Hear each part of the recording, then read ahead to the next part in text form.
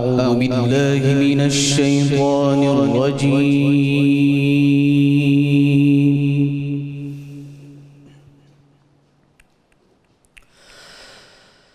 بسم الله الرحمن الرحيم.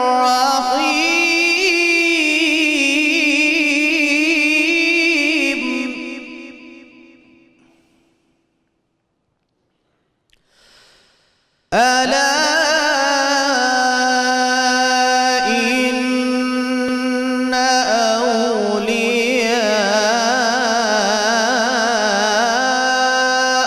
الله لا خوف عليهم ولا هم يحزنون.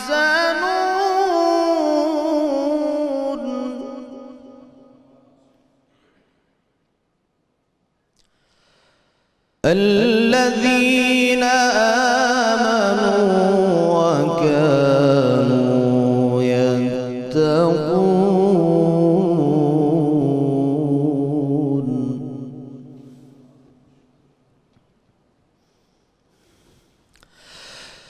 ألا إن أولياء الله لا خوف عليهم ولا هم يحزنون. الذين آمنوا وكانوا يتقون.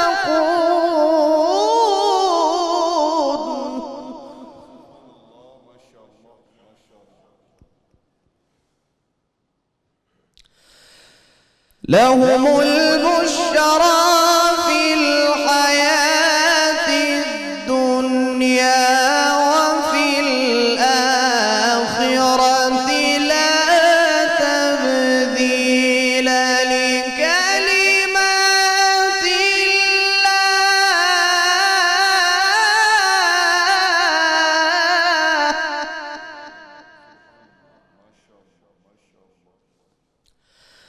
لا تبديل لكلمات الله.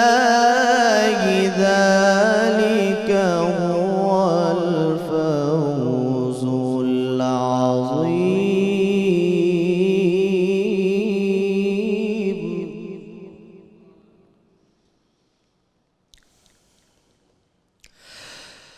الذين آمنوا وكانوا يتقون لهم البشرى في الحياة الدنيا وفي الآخرة لا تبديل لكلمات الله.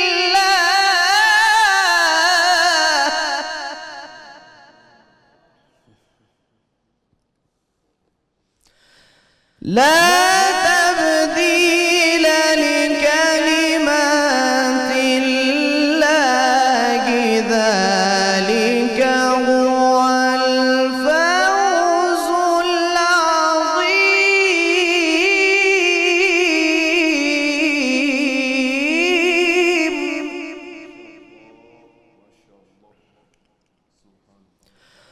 ولا يحزنك قولهم إن العزة لله جميعا.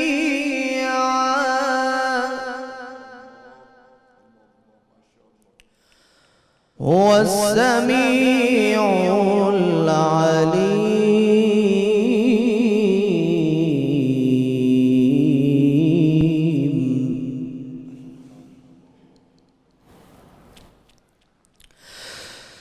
ذلك هو الفوز العظيم. ولا يحزنك قولهم إن العزة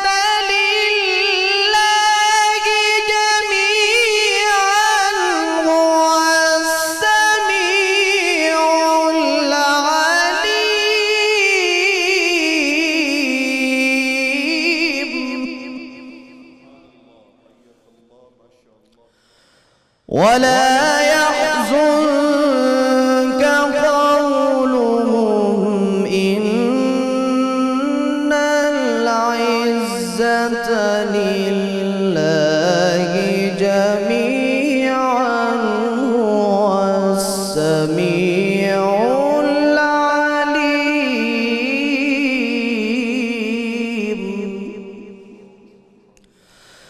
ولا يحزنك قولهم إن العزة لله جميعا هو السميع العليم.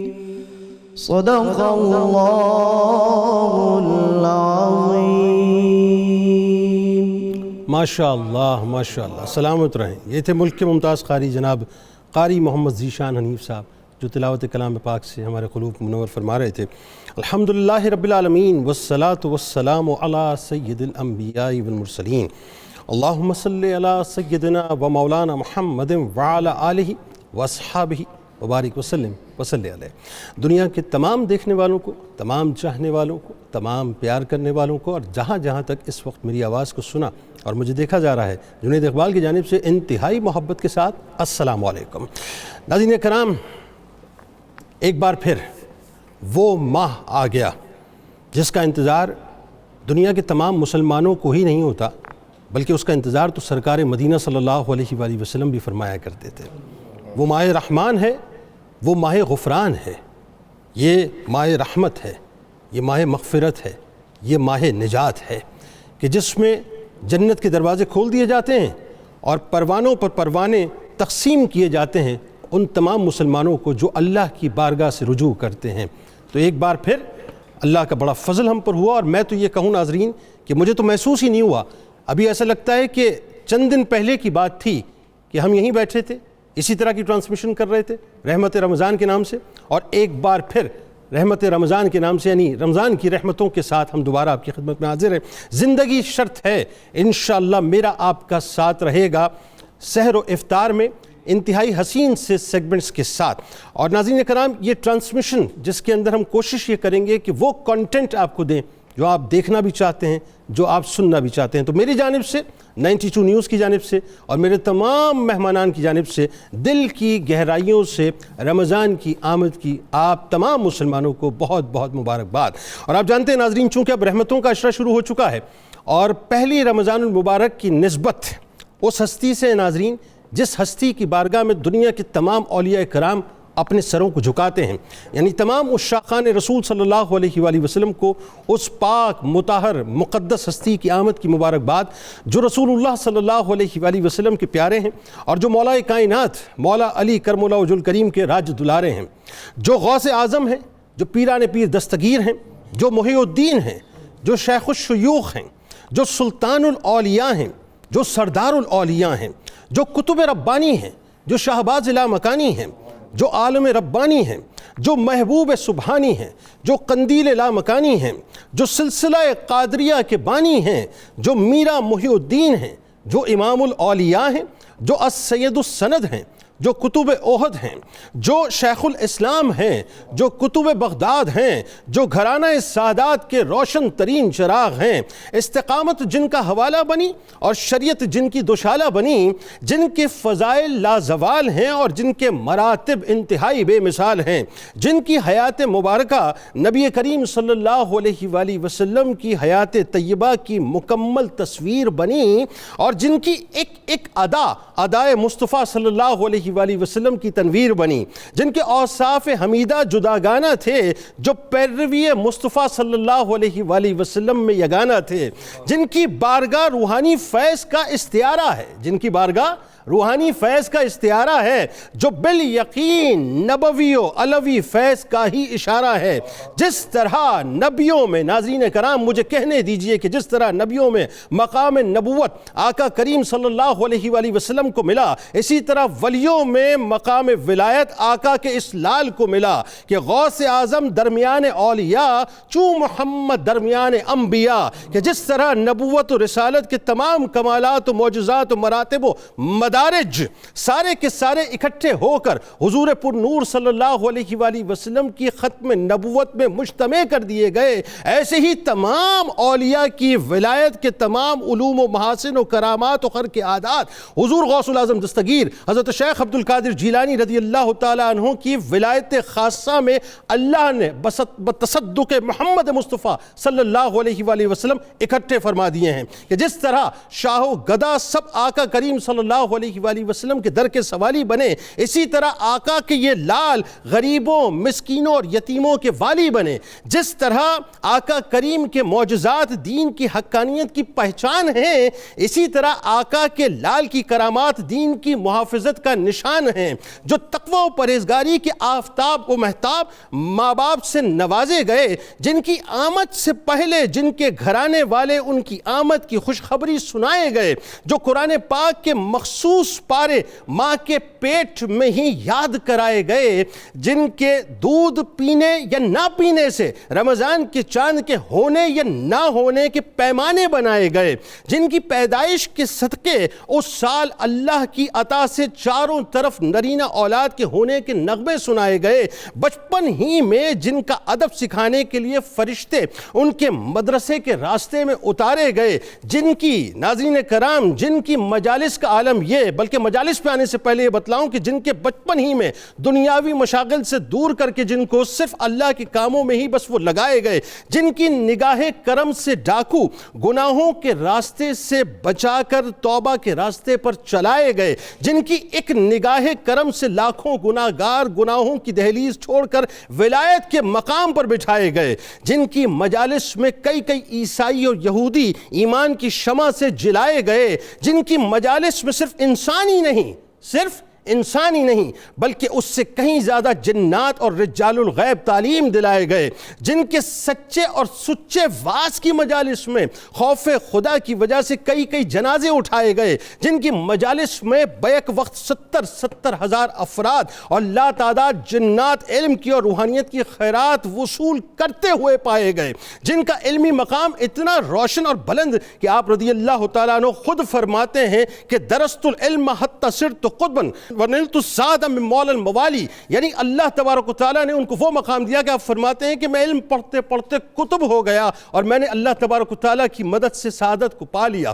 آپ جلیل القدر مفسر اور امام فقہ بھی تھے اور اپنے دور کے جلیل القدر ائمہ آپ کے تلامذہ بھی تھے، جنہوں نے آپ سے علم الحدیث، علم تفسیر، علم العقیدہ، علم الفقہ، تصوف، معرفت، فنی علوم، فتاوی، دیگر علوم پڑھے۔ حضور غوث الاعظم دستگیر حضرت شیخ عبد القادر جیلانی رضی اللہ تعالیٰ عنہ ناظرین اس مقام پر فائز تھے کہ ہر روز اپنے درس میں 13 علوم کا درس دیا کرتے تھے اور 40 برس تک آپ نے درس و تدریس فرمائی۔ لہٰذا آپ رضی اللہ تعالیٰ عنہ نہ صرف ولایت میں غوث اعظم تھے بلکہ آپ علم میں بھی غوث الاعظم تھے، یعنی علمی مقام کے پیش نظر آپ رضی اللہ تعالیٰ عنہ کو امام اکبر کہا جائے تو غلط نہ ہوگا۔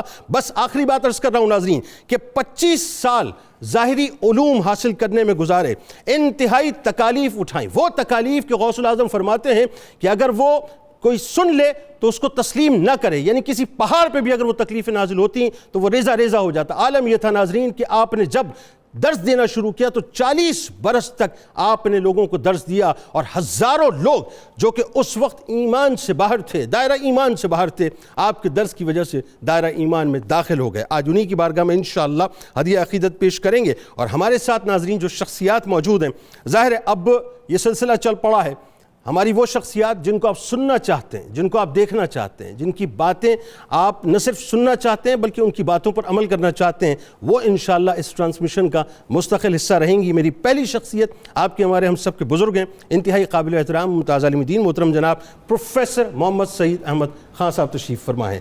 دوسری شخصیت انتہائی خوبصورت شخصیت ہیں، ممتاز عالم دین ہیں، خوبصورت گفتگو کرتے ہیں محترم جناب پروفیسر محمد اعظم نوری صاحب تشریف فرمائیں۔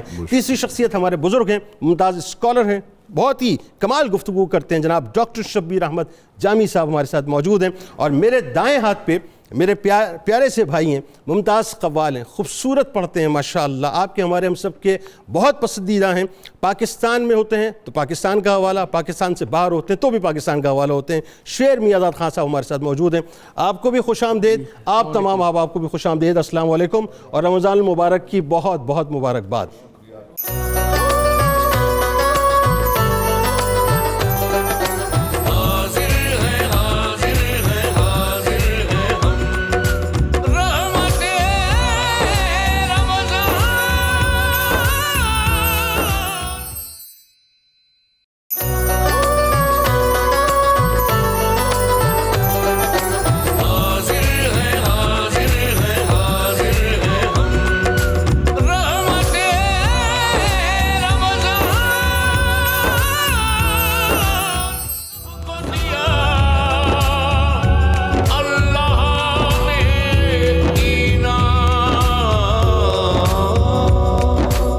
ایک بار پھر ناظرین میں آپ کو خوش آمدید کہتا ہوں۔ رحمت رمضان کی خصوصی براہ راست نشریات میں آغاز ہو چکا ہے ماہ رحمان کا، ماہ غفران کا، اور الحمدللہ جو پہلا روز ہوتا ہے ناظرین رمضان کا، آپ کو پتہ ہے اس کی نسبت ایک ایسی ہستی سے ہے جو امام الاولیاء ہیں، جن کے در پر بڑے بڑے اولیاء اپنے سر کو جھکاتے ہیں، اور آج ان کا تذکرہ پاک ہے، ان کی ولادت پاک ہے، آغاز کرتے ہیں۔ ہمارے ساتھ آپ جڑے رہیے گا اور مجھے یقین آپ ہمارے ساتھ جڑے رہیں گے، کیونکہ بہت سی ایسی باتیں جو تاریخ کے جھروکوں میں ہم جھانک کر صحیح طور سے نہ سمجھنے کی کوشش کرتے ہیں، نہ اس کو پہچاننے کی، جاننے کی کوشش کرتے ہیں۔ آج آپ کو بتلائیں گے صاحب کہ حضور غوث الاعظم دستگیر حضرت شیخ عبد القادر جیلانی رضی اللہ تعالیٰ عنہ کی ہستی ہے کیا صاحب۔ اور یہ جو ہمارے ہاں سوشل میڈیا پہ بہت سی ویڈیوز میں دیکھتا ہوں، جس کو دیکھ کے مجھے افسوس ہوتا ہے صاحب کہ ہم بنیادی طور پہ اصل حقیقت یا اصل جو ہسٹوریکل بیک گراؤنڈ ہے شخصیت کا، وہ صحیح طور سے لوگوں تک پہنچاتے نہیں ہیں۔ لیکن آج انشاءاللہ ہم آپ کو بتلائیں گے۔ پروفیسر صاحب سے آغاز کرتے ہیں۔ پروفیسر صاحب سب سے پہلے یہ بتائیے، ظاہر اسٹیچر اتنا بڑا ہے ہستی کا، اس پہ تو آگے جا کے ہم کلام کرتے ہیں، لیکن سب سے پہلے تو یہ بتائیے صاحب کہ آپ کی خاندانی عظمت جو اللہ نے آپ کو عطا کی، پھر والدین یعنی وہ جو تقوی اور پرہیزگاری ہم دیکھتے ہیں، جو بھی دیکھتا ہے سر اٹھا کے ان کے والدین کو دیکھتا ہے۔ آغاز کیجیے۔ بسم اللہ الرحمن الرحیم، اللہم صلی علی محمد کما تحب و ترضی اللہ۔ بہت شکریہ جنید اقبال صاحب۔ آج ہم رحمتوں، برکتوں، مغفرتوں، سعادتوں کے جھرمٹ میں رمضان المبارک کی پہلی تاریخ پر اپنے قلوب و اذہان کو جن انوار سے مزین و معمر و معطر بنانے میں لگے ہیں، سبحان اللہ،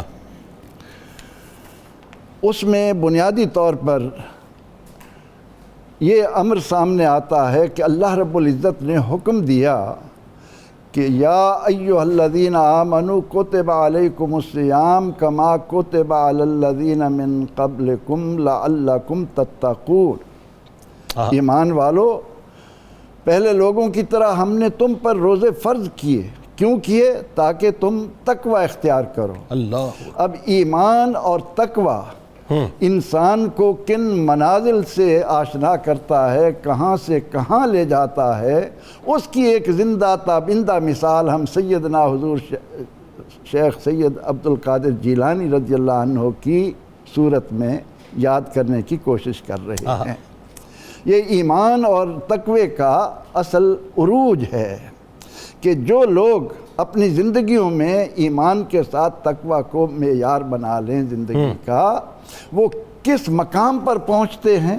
اس مقام کو پہنچنے کے لیے، اس مقام کو جاننے کے لیے دیکھیے اس 6 صدی ہجری کا ایک وہ درخشندہ ستارہ جس نے نبی اکرم رحمت عالم صلی اللہ علیہ وسلم کے اس ارشاد کی روشنی میں کہ جن کی آنکھ اللہ بن جائے جس سے وہ دیکھے، جن کا ہاتھ اللہ بن جائے جس سے وہ پکڑے، جن کے پاؤں اللہ بن جائے جن سے وہ چلے، لَإِن سَأَلَنِي لَأُعْطِيَنَّهُ کا تمغہ جن کے نصیب میں آئے، وہ ہے ایمان و تقوی کا امتزاج سیدنا شیخ عبدالقادر جیلانی رضی اللہ تعالیٰ عنہ کی صورت میں۔ سبحان اللہ، کیا کیا سیدنا حضرت شیخ عبدالقادر جیلانی رضی اللہ عنہ اپنی خاندانی عظمت کے تمام پہلو اپنے اندر رکھتے ہیں، کیونکہ آپ حسنی بھی ہیں اور حسینی بھی ہیں۔ سبحان اللہ۔ اور پھر آپ کے والد سیدنا حضرت ابو صالح جنگی دوست رحمۃ اللہ تعالی علیہ، جنگی دوست کیوں کہلاتے ہیں؟ کہ اپنے نفس کے خلاف جنگ میں شروع سے ہی یعنی جہاد اکبر کی طرف ہی رہتے، جہاد اکبر کی طرف، کہ اپنی آپ کو اللہ کی رضا کے آگے اس طرح سے لے جانا کہ اپنی مرضی کو مولا کی مرضی میں فنا کر دینا، یہ ہے وہ اس خاندان کی عظمت۔ پھر آپ کی والدہ سیدہ ام الخیر فاطمہ رضی اللہ عنہا کس شان کی مالک ہیں۔ اب اس پس منظر کو سامنے رکھ کر ہم اگر دیکھیں تو رمضان المبارک میں جن باتوں کی ہمیں پریکٹس کرائی جا رہی ہے کہ ہم اپنے آپ کو حلال کی طرف رکھیں، حرام سے بچیں، اور اپنے روزے کا اہتمام اس انداز سے کریں کہ کوئی چیز اسے خراب نہ کرنے پائے، تو سیدنا حضرت موسیٰ ابو صالح جنگی دوست پانی میں بہتا ہوا ایک سیب، کیا خوبصورت واقعہ ہے، اسے پکڑتے ہیں اور بغیر کسی تردد کے، آپ کو بھوک لگی تھی، اسے کھا لیا، ٹھیک ہے، لیکن کھانے کے بعد جب نفس نے آپ سے سوال کیا کہ کیا آپ کو یہ کسی نے ہدیہ دیا، کیا آپ نے اسے خریدا؟ نہ آپ نے خریدا، نہ آپ کو ہدیہ ملا، آپ کھا گئے، کل قیامت کے دن اس کا جواب اللہ کے حضور کیسے دیں گے؟ اور یہ ضمیر اندر سے پکار رہا ہے، کسی نے مطلب نہیں کہا، اندر سے ضمیر پکار رہا ہے، یہ ضمیر کی وہ پکار ہے جو انسان کو اس کی انسانیت سے روشناس کرتی ہے، جو اس کائنات کو اس قابل بنا دیتی ہے کہ ہم فرشتوں کو بھی مات کرتے چلے جائیں۔ تو سیدنا حضرت ابو صالح جنگی دوست اس طرف چل دیتے ہیں جہاں سے پانی آ رہا ہے، ٹھیک ہے، دور جا کر دیکھا ایک باغ ہے سیب کا، اس یقین ہو گیا کہ یہاں سے گرا اور مالک کے پاس پہنچے، ٹھیک ہے، بالکل، اور ان سے کہا کہ حضور میں اس لیے حاضر ہوا ہوں کہ آپ کے باغ کا ایک سیب میں نے کھا لیا ہے، مجھے قیامت کے دن اللہ کے حضور جواب دہی سے بچا لیجئے، مجھے معاف کر دیجئے، مجھ سے قیمت لے لیجئے۔ وہ بھی اللہ والے تھے، ان کی نگاہ نے بھی پہچانا ولی را ولی می شناست، کہ جب نوجوانی در جوانی توبہ کردن شیوائے پیغمبری، در پیری گرگ ظالم می شود پرہیزگار۔ ان کی نظر جم گئی، کہا کہ ہاں معاف کروں گا، مگر اتنے سال تمہیں میری قیادت میں یہاں وقت گزارنا ہوگا۔ اچھا پروفیسر اگر اجازت دیں آپ، چونکہ ظاہر ہے یہ وقت کی کمی اور اصل تو مقصد لوگوں کو شامل کرنا اور اس بابرکت محفل کا حصہ بننا ہے جو زمین سے لے کے آسمان تک سجی ہوئی ہے، تو تھوڑا سا حصہ مطلب اسی سلسلے کو یہیں سے اور اسی ٹیمپو پہ ہم کنٹینیو کرواتے ہیں ذرا علامہ صاحب سے، کہ وہ نظر دیکھ رہی ہے کہ یہ معاملہ کچھ اور ہے، یہ لعلکم تتقون کی منزل پر پہنچ چکے ہیں، ٹھیک ہے نا؟ تو ذرا بتائیے اب اس کے بعد کیا ہوا؟ وہ چونکہ یہ اصل میں اس وقت والدین کو یہ بھی بتلانا ہے صاحب کہ ایسے ہی غوث اعظم نہیں بن جاتے، پیچھے والدین کا تقویٰ بھی ہوتا ہے، بتائیے ذرا۔ بسم اللہ الرحمن الرحیم۔ جنید بھائی بہت شکریہ آپ کی محبتوں کا، اور میں تمام ناظرین کو صمیم قلب سے اس ماہ معظم کی آمد پہ ہدیہ تبریک پیش کرتا ہوں۔ جزاک اللہ۔ میں گفتگو کا آغاز رحمت کونین صلی اللہ علیہ وآلہ وسلم کی ایک حدیث مبارکہ سے کرنا چاہوں گا، اور پھر آپ نے اس واقعے کو یہیں سے جوڑ، میں یہیں سے اس کو لے کے آگے چلتا ہوں۔ وہ صرف میں حدیث اس لیے کوٹ کر رہا ہوں تاکہ ہمارے ناظرین کو یہ بات سمجھ میں آئے کہ ہم اس نشریات کے ساتھ کیوں جڑے ہوئے ہیں، اور ہم نے اس چینل کو کیوں نہیں بدلنا، اور اس ذکر کو کیوں سننا ہے۔ یعنی یوں کہیے کہ ہم اس لیے جڑے ہوئے ہیں کہ اسلاف سے جوڑے رکھیں، اور اسلاف سے جڑنے کے لیے آپ کو ہمارے ساتھ جڑے رہے۔ میں وہ عرض کرتا ہوں، رحمت کونین صلی اللہ علیہ وسلم نے ارشاد فرمایا، بلکہ آپ کی خدمت میں حضرت ابو ذر غفاری حاضر ہوئے اور آ کر عرض کرتے ہیں، یا رسول اللہ صلی اللہ علیہ وسلم کیف تقول فی قوم فی رجل احب قوما ولم یلحق بہم، بخاری مسلم کی متفق علیہ حدیث ہے۔ یا رسول اللہ صلی اللہ علیہ وسلم اس شخص کے بارے میں آپ کا کیا خیال ہے کہ جو کسی سے پیار تو کرتا ہے لیکن اس سے ملاقات نہیں ہوئی؟ اچھا، اب یہ پیار کرنے والے جانتے ہیں کہ پیار ہو اور ملاقات نہ ہو تو کیفیت دل کیا ہوتی ہے، پھر تڑپ کچھ اور ہی ہوتی ہے، دل کیا ہوتی ہے۔ کبھی بھی ملاقات نہیں ہوئی اس سے لیکن پیار ہے، جیسے ہم حضور غوث الثقلین، نجیب الطرفین، کریم الابوین، جب ان کا تذکار پاک سنتے ہیں تو دل سے محبت کے جذبات لازمی طور پہ ابھرتے ہیں۔ جب انہوں نے یہ سوال کیا تو رحمت کونین صلی اللہ علیہ وسلم نے ارشاد فرمایا کہ ابو ذر غفاری پریشان نہیں ہونا، میری امت کو رب نے یہ فیض عطا کیا ہے کہ بیچ میں چاہے جتنی مرضی صدیوں کا فاصلہ ہو، جو جس سے پیار کرے گا قیامت والے دن اسی کے ساتھ، اللہ اکبر، وہ اسی کے ساتھ ہوگا۔ اللہ اکبر۔ تو اس سے ذرا ناظرین سوچیں کہ آج ہم یکم رمضان المبارک کو، اور پھر یہ بھی نا من احب شیئا اکثر ذکر ہو، جس کو جس سے محبت ہوتی ہے اکثر وہ اس کا ذکر اتنی کثرت سے کرتا ہے، اتنی کثرت سے کرتا ہے۔ اللہ اللہ اللہ۔ میں اسی کو جوڑنے لگا تھا تو یہ اچھا کیا آپ نے وہ ساتھ میں اس کو جوڑ دیا۔ ابھی قبلہ پروفیسر صاحب نے آپ کے کریم الابوین، میں نے اسی لیے کہا کہ آپ کے والدین طیبین طاہرین کی جو عظمتیں بیان کی ہیں، اس میں کوئی شک نہیں ہے کہ الولد سر لابیہ ہے، کہ جو بیٹا ہوتا ہے وہ اپنے باپ کا راز ہوتا ہے، اللہ، وہ اسی کا ریپریزنٹیٹیو ہوتا ہے، وہ اسی کی عادات کو، اسی کے اخلاق کو، اسی کی اطوار کو کیری کرتا ہے، اسی کو لے کے آگے چلتا ہے۔ ابو صالح جنگی دوست، آپ کا مقام جو ہے وہ اس طرح کا ہے کہ جب حضور غوث الثقلین، میں اس واقعے کو مختصراً کمپلیٹ کرتا ہوں کہ آپ اندازہ لگائیے کہ دریا میں بہتا ہوا ایک سیب کھانے کے بعد فکر آخرت اتنا ہے کہ قیامت والے دن اسی کا سوال ہو گیا تو پھر کیا جواب دیں؟ اللہ اکبر۔ ہمیں تو کبھی فکر آخرت آتی ہی نہیں نا۔ اللہ اکبر۔ بلدہ سورج کہندا سی ہے کوئی میری تھا ورگا، ہمارے ہاں تو تکبر، غرور، نخوت، بلدہ سورج کہندا سی ہے کوئی میری تھا ورگا، نکا جیا ایک دیوا بولیا، شام پئی پھر ویکھاں گے، شام پئی پھر ویکھاں گے۔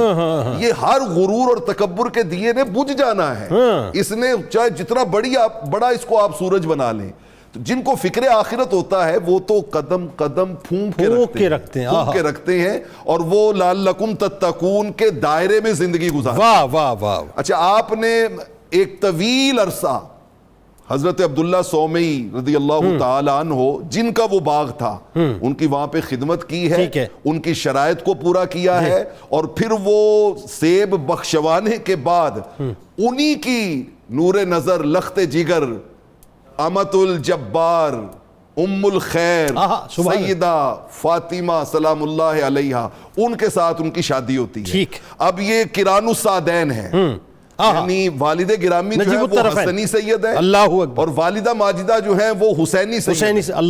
اچھا، اعلیٰ حضرت نے بڑی کمال کی بات کی، انہوں نے کہا نبوی می بارش، نبوی می علوی فصل، بطولی گلشن، نبوی می علوی فصل بطولی گلشن، حسنی پھول حسینی ہے مہکنا تیرا۔ آپ کو حسنی فیض بھی ملا ہے اور آپ کو حسینی فیض بھی ملا ہے، سبحان اللہ۔ اچھا، جب آپ کی ولادت باسعادت ہوتی ہے تو والدین کس درجے پہ ہیں؟ حضرت ابو صالح موسیٰ جنگی دوست رحمت اللہ تعالی علیہ فرماتے ہیں مجھے اسی شب رحمت کونین صلی اللہ علیہ وسلم خواب میں تشریف لائے اور آپ نے آ کے جو مجھے جملے ارشاد فرمائے وہ اس ہستی کی عظمت کو اور چار چاند لگاتے ہیں۔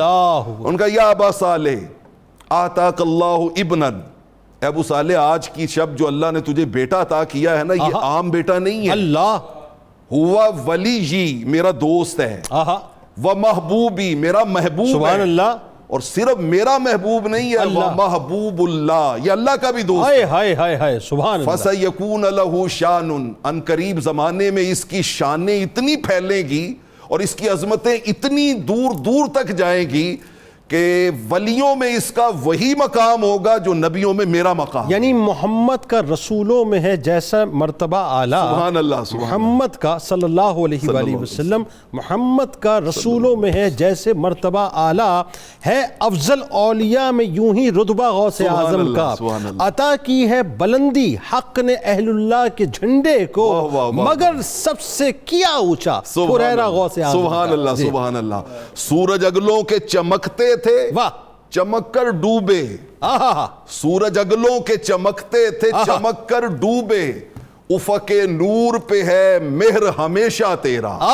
سبحان اللہ, کیا مرتبہ ہے غوث ہے بالا تیرا. اونچے اونچوں کے سروں سے قدم اعلیٰ تیرا.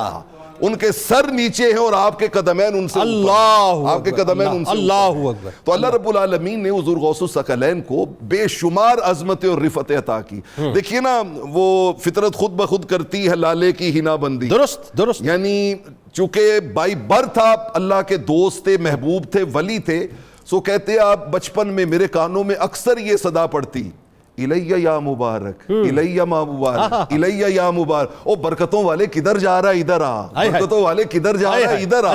یعنی رحمت الہی نے ایک لمحے کے لیے بھی انہیں برکتوں اور رحمتوں کے حصار سے نکلنے نہیں دی. سبحان اللہ. چونکہ آگے چل کے کام بہت بڑا لینا تھا. واہ واہ واہ, کام بہت بڑا لینا تھا, اور وہ آگے ہم چل کے ڈسکس کریں گے کہ آپ نے کس طرح تاریخ کا دھارا پلٹا. بالکل ایسا ہے. اور کس طرح اسلام کی عظمت, تمکنت اور شوکت کے لیے آپ نے پورے 50 سال دن رات محنت کی ہے. وہ اس پہ بات کریں گے, لیکن ایک بات یہ سمجھا جاتا ہے پہلے یہ بتائیے ایک بات جو بڑی زبان زد عام ہے کہ جی رمضان المبارک کے چاند کا ہونا نہ ہونا پیمانہ بنا آپ کی ہستی کا. بے شک. یہ کیا ہوا, یہ کیا ذرا یہ بتائیے. آپ کا دودھ پینا, آپ کا دودھ نہ پینا, یہ کیا واقعہ تھا؟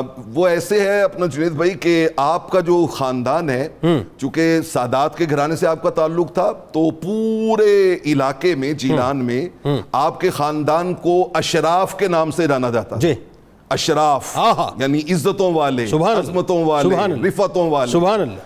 پورے گیلان میں یہ بات زبان زد عام تھی کہ یولد للاشراف ولد لا یرضع فی نہار رمضان, کہ اشراف کے گھر میں ایک ایسا بیٹا پیدا ہوا ہے جو رمضان کے دن میں دودھ پیتا ہی نہیں ہے. ان کو دودھ پلانے کی جتنی کوشش کی جائے, ادھر سحر بند ہوتی ہے, ان کا دودھ چھوٹ جاتا ہے, اور جب تک افطار کا وہ وقت نہیں آتا اس وقت وہ دودھ کو ہاتھ ہی نہیں لگاتے. دودھ کو ہاتھ ہی نہیں لگاتے. ٹھیک ہے. مطلب چونکہ پیدائشی ولی تھے تو اللہ رب العالمین نے پیدائشی ہی ان سے وہ چیزوں کا صدور لوگوں کے سامنے ظاہر کیا تاکہ لوگوں کو پتہ چلے کہ یہ عام بچہ نہیں, عام بچہ نہیں, خاصوں کا خاص, خاصوں کا خاص, خاص الخاص ہے. اور اس نے آگے چل کے جو ہے وہ بڑے بڑے مارکے اور کارنامے نمایاں سر انجام. ڈاکٹر صاحب یہ اسی ربط کے اندر بچپنا ہو گیا, والدہ ایک تو ظاہر ہے والد کا اور والدہ کا جو تقویٰ اپنی جگہ, جدی حسنی حسینی آپ نجیب الطرفین ہے, ماں نے ایک بڑا کردار ادا کیا. اور وہ جو مدرسے کا آپ کا جانا, اور وہ کیا تھا کہ فرشتوں کا راستے کو چھوڑ دینا, صدائیں لگانا, وہ ذرا واقعات تو بتائیں. وہ یعنی جن کو بچپن سے ہی ان کو مقام اور مرتبہ دکھلا دیا گیا اور بتلا دیا گیا ہو, پھر اس کے ساتھ ساتھ آپ کے القابات بھی بے انتہا, اتنے حسین القابات, یعنی جو آپ کی فضائل کے, آپ کے مراتب کے بارے میں بتلاتے ہیں, بتائیے ذرا. بسم اللہ الرحمن الرحیم. بڑی خوبصورت باتیں ہو رہی ہیں. سیدنا سرکار غوث اعظم رحمۃ اللہ علیہ کا تذکرہ خیر چل رہا ہے. اللہ تعالیٰ نے آپ کے اندر چونیدگی کا, انتخاب کا اور رفعت کا وہ مقام رکھا تھا جو اس زمانے میں اور بعد میں بے مثال نظر آتا ہے. تو آپ خود فرماتے ہیں کہ اللہ تعالیٰ نے میری چنیدگی اور میرے انتخاب میں جو رفعت ہے وہ اس وجہ سے ہے کہ مجھے اللہ نے مقام صداقت پر پیدا فرمایا ہے. اللہ, یعنی صدق میرا مشرب ہے. اللہ. اب صدق کہتے کسے ہیں؟ ویسے تو اس کا معنی ہوتا ہے سچی بات کرنا. جی. اور اس کا جو باطنی معنی ہے کمال حقائق کو جاننا. اللہ. یعنی آپ جب کسی چیز کی صحیح حقیقت کو جانیں گے تو صحیح بات کریں گے. اللہ اکبر. تو گویا کہ اللہ تعالیٰ نے آپ پر حقائق اور معارف کی تمام پردے اٹھا دیے تھے اور آپ کو مقام صدق پر فیض فرمایا تھا. اللہ. اسی کے یہ سارے مظاہر نظر آتے ہیں. وہ کیا؟ جیسے پروفیسر سے فرما رہے تھے کہ آپ جب کسی طرف جانے لگتے تو اللہ تعالیٰ کی رحمت آپ کو پکار دی، اے مبارک ادھر آؤ، ادھر آؤ، آپ کا یہ کام ہے، یہ کام نہیں۔ اسی طرح آپ کہتے ہیں کہ ایک دفعہ میں کوئی کھیتی باڑی کے کاموں کی طرف جب جانے لگا، مجھے باقاعدہ جانوروں نے آواز دے کر کہا، عبد القادر آپ اس کام کے لیے پیدا نہیں ہوئے، آپ کو اللہ تعالیٰ نے جن مقاصد کے لیے پیدا کیا ہے اس کا بعد میں مظاہرہ ہوگا۔ یعنی زمین پہ کھیتی باڑی کرنے کے لیے نہیں، لوگوں کے قلوب پہ کھیتی باڑی کرنے کے لیے۔ اور اس میں طبیعت کی گہرائی کا بچپن میں دیکھیں کہ جب آپ مدرسے جاتے ہیں تو مدرسے جانے کے بعد جب آپ کو بڑے اہتمام سے کلاسوں میں بٹھایا جاتا تھا اور پڑھانے کے لیے وہاں کہا جاتا تھا تو آپ اتنی توجہ سے استاد کا سبق سنتے تھے اور یاد کرتے تھے کہ آپ خود کہتے تھے کہ پڑھتے پڑھتے میں مقام قطبیت پر فیض ہو گیا تھا، یعنی جس کو ہم ولایت اور معرفت کی انتہا کہتے ہیں، وہ انتہا آپ نے بچپن میں تدریس کے دوران اپنے سر پر سجا لی تھی۔ یہ آپ کا مقام رفعت تھا۔ القابات کے بارے میں بتائیے۔ پہنچتی اس کے بعد آپ نے دیکھا کہ ہمارے اولیاء نے جب معرفت اور حقیقت کی پہنچ کو دیکھتے ہوئے آپ کے لیے القابات دیکھنے لگے تو آپ کو غوث العظم کا لقب دیا۔ یعنی غوث العظم کا مطلب کیا ہوتا ہے؟ غوث بنیادی طور پر یہ رحمت للعالمینی کا مظہر عتم ہوتا ہے، چونکہ اللہ تعالیٰ نے حضور نبی اکرم صلی اللہ علیہ وسلم کو رحمت للعالمین بنایا تو آپ کی رحمت غوث کی شکل میں، مدد کرنے والے کی شکل میں جس پر سجائی جاتی ہے، وہ امت محمدیہ میں ایک وقت میں ایک غوث ہوتا ہے۔ اللہ تو آپ جس زمانے میں تھے تو آپ کو اللہ نے غوث اعظم بنایا، یعنی سب سے زیادہ مدد کرنے والے۔ پرانے وقتوں میں جب سوشل میڈیا نہیں تھا، بڑی سادگی تھی، سادہ لوگ تھے، تو ہم نے دیکھا بچپن میں گھروں میں ہمارے آواز آتی تھی غوث پاک، غوث پاک، غوث پاک کی 11ویں، تو غوث پاک کہہ کے بلایا جاتا تھا۔ یہ بھی آپ کے القابات؟ یہ بھی القابات۔ اچھا اچھا، یعنی غوث پاک یعنی وہی اعظم کا دوسرا معنی پاک کر دیا گیا۔ غوث تو اور بھی ہے لیکن آپ غوث پاک ہیں، یہ بھی آپ کا لقب۔ اس کے بعد آپ کے یہاں بڑی گہرائی ملتی ہے۔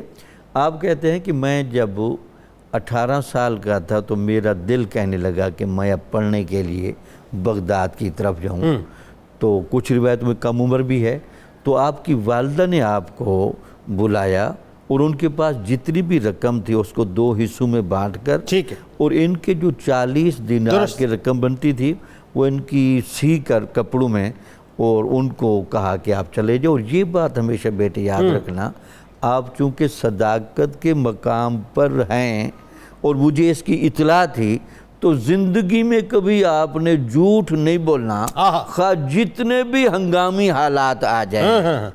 میں تو سمجھتا ہوں کہ یہ جھوٹ نہ بولنا اس ہنگامی حالات میں بھی، یہ بھی بنیادی طور پر وہی جھلک ہے سیدنا امام حسین کی کہ انہوں نے یزید کے ہاتھ پر بیعت تو گوارا نہ کی، لیکن سچ کی حفاظت کرتے کرتے انہوں نے اپنا پورا خاندان لٹا دیا۔ اچھا، آپ کو محبوب سبحانی کہا جاتا ہے، آپ کو شہباز لامکانی کہا جاتا ہے، آپ کے لیے محی الدین کہا جاتا ہے، ذرا اس بارے میں بتائیے نا تھوڑا۔ محبوب سبحانی کا لفظ جو ہوتا ہے کہ سبحان کا اصل معنی ہوتا ہے عیب سے پاک، اور کمال کا وہ درجہ جہاں عیب کی گنجائش نہ ہو۔ ٹھیک ہے، تو اس کا مطلب ہے کہ سبحان سے متعلقہ جو تجلیات و فیض ہے، ٹھیک ہے، وہ بھی آپ کو حاصل تھا۔ اچھا، اس پہ گفتگو کریں گے، میں چاہتا ہوں کہ القابات پہ تھوڑی سی اور بات انشاءاللہ آگے جا کے ہو، لیکن چونکہ وقت تھوڑا سا مختصر ہے تو اگر اجازت ہو تو ایک کلام سن لیتے ہیں، اور ہیڈ لائنز پہ جانے سے پہلے ذرا سما تو باندھ دیجیے۔ نعت رسول مقبول صلی اللہ علیہ وآلہ وسلم، تاجدار حرم پیش۔ اللہ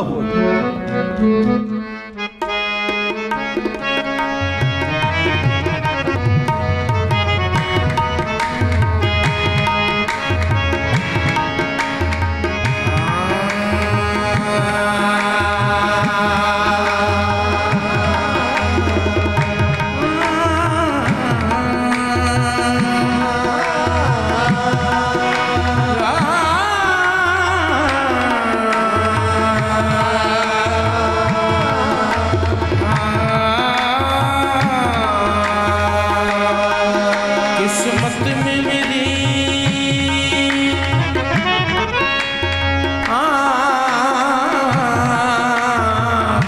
قسمت میں میری چین سے جینا لکھ دے، ڈوبے نہ کبھی میرا سفینہ لکھ دے، جنت بھی گوارا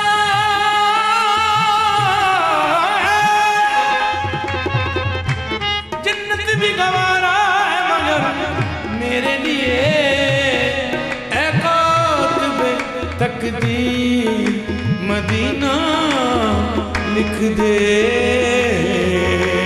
تاجدار حرم ہو نگاہ کرم ہو کرم، تاجدار حرم ہو نگاہ کرم، ہم غریبوں کے دل بھی سنور جائیں گے، تاجدار حرم ہو نگاہ کرم، ہم غریبوں کے دل بھی سنور جائیں گے، تاجدار حرم سب پہ کرم، تاجدار حرم نگاہ کرم، تاجدار حرم سب پہ کرم، تاجدار حرم چشم رحمت بخشا سور بندار نظر، چشم رحمت بخشا سور بندار نظر، اے قریشی لقبی ہاشمیوں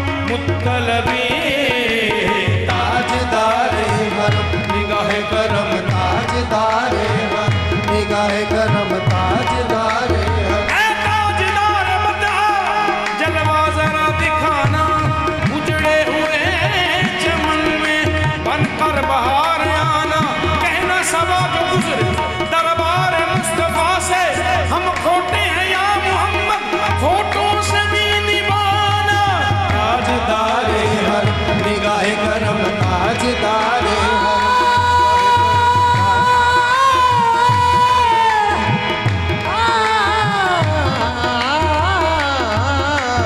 تاجدار حرم نگاہ کرم، تم سے کہوں اے عرب کے قوت تم جانت ہو من کی بکریاں، تم سے کہوں اے عرب کے قوت تم جانت ہو من کی بکریاں، تیری خلقت میں اے امی لقب آٹے نہ کٹتے ہیں اب رتیاں، تیری خلقت میں اے امی لقب آٹے نہ کٹتے ہیں اب رتیاں، تیری پریت میں سدھ بدھ سب مصری، پریت میں سدھ بدھ سب مصری، کب تک یہ رہے گی بے خبری، کب تک یہ رہے گی بے خبری، گاہیں مفگن دزدیدہ نظر کبھی سن بھی تو لو ہمری بتیاں، تاجدار حرم نگاہ کرم، تاجدار حرم، تاجدار حرم نگاہ کرم، تاجدار حرم ہو نگاہ کرم، ہم غریبوں کے دن بھی سنور جائیں گے، حامی بے کساں کیا کہے گا جہاں، حامی بے کساں کیا کہے گا جہاں، آپ کے در سے خالی اگر جائیں گے، حامی بے کساں کیا کہے گا جہاں، آپ کے در سے خالی اگر جائیں گے، میں کشوں مدینے چلے، مدینے چلے، دست ساقی کوثر سے پینے چلے، یاد رکھو اگر اٹھ گئی وہ نظر، جتنے خالی ہیں سب جہاں بھر جائیں گے، تاجدار حرم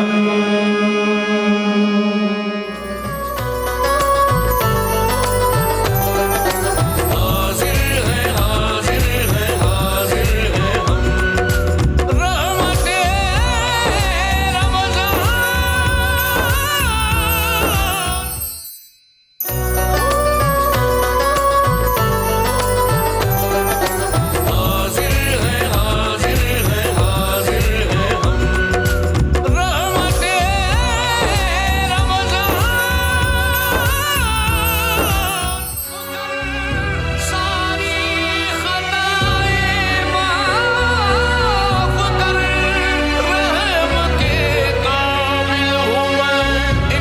بار پھر ناظرین میں آپ کو خوش آمدید کہتا ہوں۔ رحمت رمضان کی خصوصی براہ راست نشریات میں سحری کا خوبصورت سے موقع ہے، آغاز ہو چکا ہے رمضان کا اور تذکرہ ہے حضور غوث پاک کا، اور کیوں نہ ہو ناظرین کہ چل رہا ہے آج بھی سکہ ہمارے غوث کا، چل رہا ہے آج بھی سکہ ہمارے غوث کا، رتبہ ہے اونچوں سے بھی اونچا ہمارے غوث کا، ان کی سیرت میں ہے شان مصطفی کی جھلک، ان کی سیرت میں ہے شان مصطفی کی جھلک، مظہر نور نبی جلوہ ہمارے غوث کا، با کرامت سر سے لے کر پاؤں تک سارا وجود، با کرامت سر سے لے کر پاؤں تک سارا وجود، جامع اوصاف یکتا ہمارے غوث کا، ان کے سر ہے عالم عرفاں کی سرداری کا تاج، چومتے ہیں اولیاء طلبہ ہمارے غوث کا، سرمہ اہل نظر ہے مٹی ان کے پاؤں کی، سرمہ اہل نظر ہے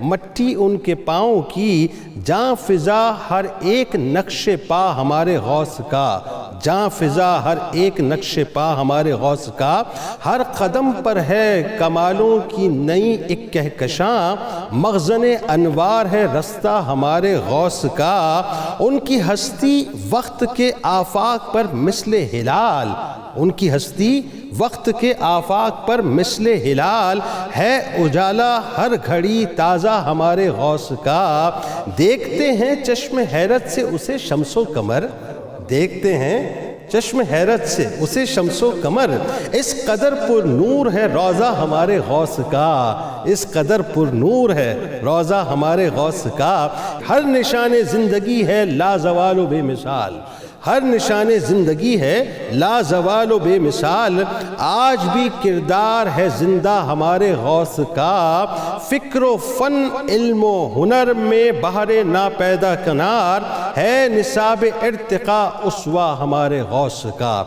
ذرا پروفیسر صاحب یہ بتائیے کہ حضور غوث العظم دستگیر حضرت شیخ عبد القادر جیلانی رضی اللہ تعالیٰ عنہ کچھ حوالہ ڈاکٹر صاحب نے بھی دیا، میں چاہتا ہوں اسی ربط میں تھوڑی سی بات اور ہو جائے کہ جو والدہ کی نصیحت لے کے آپ چلے اور پھر ظاہر اس نصیحت پہ عمر تقریباً آپ کی اس وقت 18 برس تھی، تو وہ 18 برس کی عمر میں نصیحت پہ عمل کرنا اور اس وقت کرنا کہ جس وقت بات جان پر آئی ہوئی ہو، ٹھیک ہے، اور پھر اس کے بعد جو آپ نے ایک سفر کیا، یعنی جن صحبتوں کو برداشت کیا، جن تکالیف کو، وہ ذرا بتائیے کہ لوگ ایک پہلو تو بتاتے ہیں آپ کے کرامات کا، لیکن علم کے حصول کے لیے، تعلیم حاصل کرنے کے لیے جو آپ نے سفر اختیار کیا اور جتنی تکالیف برداشت کی ہیں، وہ تعلیمی سفر کوئی آسان نہ تھا، بتائیے۔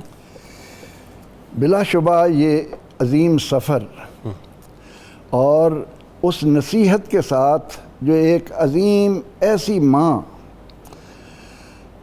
جس نے دنیا میں لانے سے پہلے اپنے لخت جگر کو 18 پارے قرآن کے یاد کروا دیے تھے، اللہ اکبر، جب ماں نے جا کر بٹھایا کہ اس کو قرآن پڑھائیں تو آپ نے جب اعوذ باللہ من الشیطان الرجیم سے شروع کیا تو مسلسل 18 پارے پڑھ ڈالے، اللہ حیران ہوئے۔ تو یہ ایک خون کا اثر، اور آج بھی سائنس اس کو ظاہر کر رہی ہے کہ ماں کے شکم میں جو کچھ اثرات ہوتے ہیں وہ بچے کی زندگی پر ابتدا سے ہی نمودار ہونا شروع ہو جاتے ہیں۔ سائنس نے آج جا کے اس بات کو ڈسکور کیا ہے کہ جی مطلب جو پازیٹیو یا نیگیٹو اثرات ہیں وہ بچے میں ٹرانسمٹ ہوتے ہیں، اور یہ کام دیکھیں اللہ تبارک و تعالیٰ نے جو ہے وہ کتنے مطلب وہ صدیوں پہلے جو ہے ہم پر آشکار کر دیا۔ حضور غوث پاک سے عقیدت رکھنے والے مرد ہوں یا عورت، وہ ان حقائق کو بھی سامنے رکھیں کہ غوث ایسے ہی دنیا میں نہیں آتے، اس کے لیے بنیاد والدین رکھتے ہیں۔ پھر جب اتنی بڑی عمر ہے 18 برس میں اور ماں بوڑھی ہو رہی ہیں، لیکن علم کے حصول کے لیے آپ کو بھیجتی ہیں، کیونکہ آگے چل کر اس نوجوان نے محی الدین کا لقب اختیار کرنا، اللہ اکبر، محی الدین کا معنی ہے دین کو زندہ کرنے والا، اللہ اکبر۔ آپ نے جن حالات میں، یعنی ہر طرف طوائف الملوکی ہے، سیاسی طور پر حالات ابتر ہیں، ان حالات میں ماں آپ کو علم کے حصول کے لیے جب بغداد جو اس وقت علمی طور پر شہرت کا حامل تھا تو ایک نصیحت کرتی ہیں کہ بیٹے زندگی میں جھوٹ کو قریب نہ آنے دیں، اللہ اکبر، الکذب یہلک، جھوٹ ہلاکت لاتا ہے، سچائی نجات لاتی ہے، تو آپ نے ماں کی اس نصیحت کو کس طرح دل میں رکھا، جو آج بھی ہمارے لیے سبق ہے کہ والدین جو نصیحت کرتے ہیں صدق نیت سے، اولاد پر اس کے اثرات ہوتے ہیں۔ بالکل ٹھیک ہے۔ تو آپ کے سامنے جب ایسا موقع آیا کہ آپ کو راستے میں، ایک طرف تو بغداد میں ابو سعید مبارک مخزومی آپ کے انتظار میں ہیں، ایک طرف دنیا میں شہرہ ہے، آپ کے آنے سے 5 سال پہلے سنا دیا جاتا ہے کہ ایک ایسا بچہ دنیا میں آنے والا ہے جو کہے گا قدمی ھذا علی رکبۃ کل ولی اللہ، میرا یہ قدم ہر ولی کی گردن پر۔ اللہ اس بنا پر آپ صرف سلطان الاولیاء ہی نہیں، سلطان المشائخ بھی ہیں، سلطان العلماء بھی ہیں۔ تو آپ جب چلے ہیں اور راستے میں ایسے حالات پیدا ہو گئے، ڈاکو نے گھیر لیا اور آپ سے ایک پوچھا کچھ ہے، فرمایا کہ ہاں میرے پاس اتنے دینار ہیں۔ اس نے کہا بچہ ہے ایسے ہی کہہ رہا ہوگا، وہ تو معلوم اس کی تو اپنی ایک دنیا تھی ڈاکو کی، لیکن جب دوسرے نے بھی یہ کیا تو وہ پکڑ کر آپ کو سردار کے پاس لائے۔ سردار نے کہا کہ تم یہ کہہ رہے ہو تمہارے پاس اتنے دینار ہیں، کہاں ہیں؟ تو آپ نے فرمایا کہ میری ماں نے گدڑی میں سی دیے تھے اور وہ جب کھولی گئی تو اتنے دینار موجود تھے۔ اب ڈاکوں کا سردار یہ کہتا ہے کہ اے نوجوان، تم اسے چھپا بھی سکتے تھے، تم نے کیوں ظاہر کیا؟ نہ چھپایا۔ کیونکہ وہاں آپ فرماتے ہیں مجھے اس وقت پتہ چلا کہ جب میں کلاس روم میں داخل ہوتا تو بچے کہتے اللہ کا ولی آیا ہے، اس کے لیے جگہ چھوڑ دو۔ اللہ اکبر۔ تو فرماتے ہیں کہ جب میں نے یہ کہا تو ڈاکوں کے سردار نے کہا کہ تمہیں بتانے کی ضرورت کیوں پڑی؟ فرمانے لگے میری ماں کی نصیحت ہے۔ اللہ۔ اب سچی زبان سے ان کلمات کا نکلنا تھا کہ ڈاکوں کے سردار کی زندگی بدل گئی کہ یہ بچہ اپنی ماں کے کہے ہوئے اس قول کو نہیں بھولا، اور ایک طرف میں ہوں کہ اتنا بڑا ہو کر اپنے پیدا کرنے والے کے قول کو بھول رہا ہوں، اس کے احکامات کو۔ اللہ اکبر، اللہ اکبر۔ یہ پہلی کرامت تھی۔ پورا قبیلہ ڈاکوؤں کا جو ڈاکو ہی طائب نہیں ہوا، پورا ڈاکوں کا گروہ جو تھا وہ آپ کے ہاتھ پر بیعت ہو گیا۔ بلکہ کہتے ہیں میں پڑھ رہا تھا کہ پھر ولایت کے درجے پہ پہنچے وہ تو ظاہر ہے کہ جی ولی کی نگاہ جہاں پڑتی ہے، نگاہ ولی میں وہ تاثیر دیکھی، بدلتی ہزاروں کی تقدیر دیکھی۔ تو اس کے بعد جب آپ بغداد اچھا، اس میں پروفیسر صاحب ایک اور بات جس پہ رک کے ذرا سا میرا خیال ہے 2-4 جملے آپ کے آنے چاہیے۔ آپ یہ دیکھیے کہ والدہ کی نصیحت تو ہے، لیکن ساتھ ساتھ وہ جو ٹرانسمنٹ آپ کو آپ کے والد سے بھی ہوا تھا، وہ سچائی، وہ جو سیب کھانا، وہ ساری چیزیں کہ اس کا نہ چھپانا، یعنی یہ سمجھ لیجئے کہ والدین کا پورا ایک پرتاؤ جو ہے، پورا وجود جو ہے، آقا علیہ السلام کا یہ فرمان کہ انسان کا وہ وجود جو حرام کے مال سے پلا ہے اس پر جنت کی خوشبو حرام ہے۔ جب حرام سے پلے ہوئے وجود پر جنت کی خوشبو حرام ہے تو اسی طرح سے ناپاک وجود جہنم کا ایندھن بنے گا۔ بالکل ٹھیک ہے۔ تو آپ نے والدین کے اس قول کو سامنے رکھتے ہوئے پھر یہ کہ ابتدا سے آپ نے 18 سال تک وہاں اپنے آس پاس گیلان میں قریب کے علاقوں میں جو علم حاصل کیا، ٹھیک ہے، اس کو عملاً اپنی زندگی پر طاری رکھا۔ واہ۔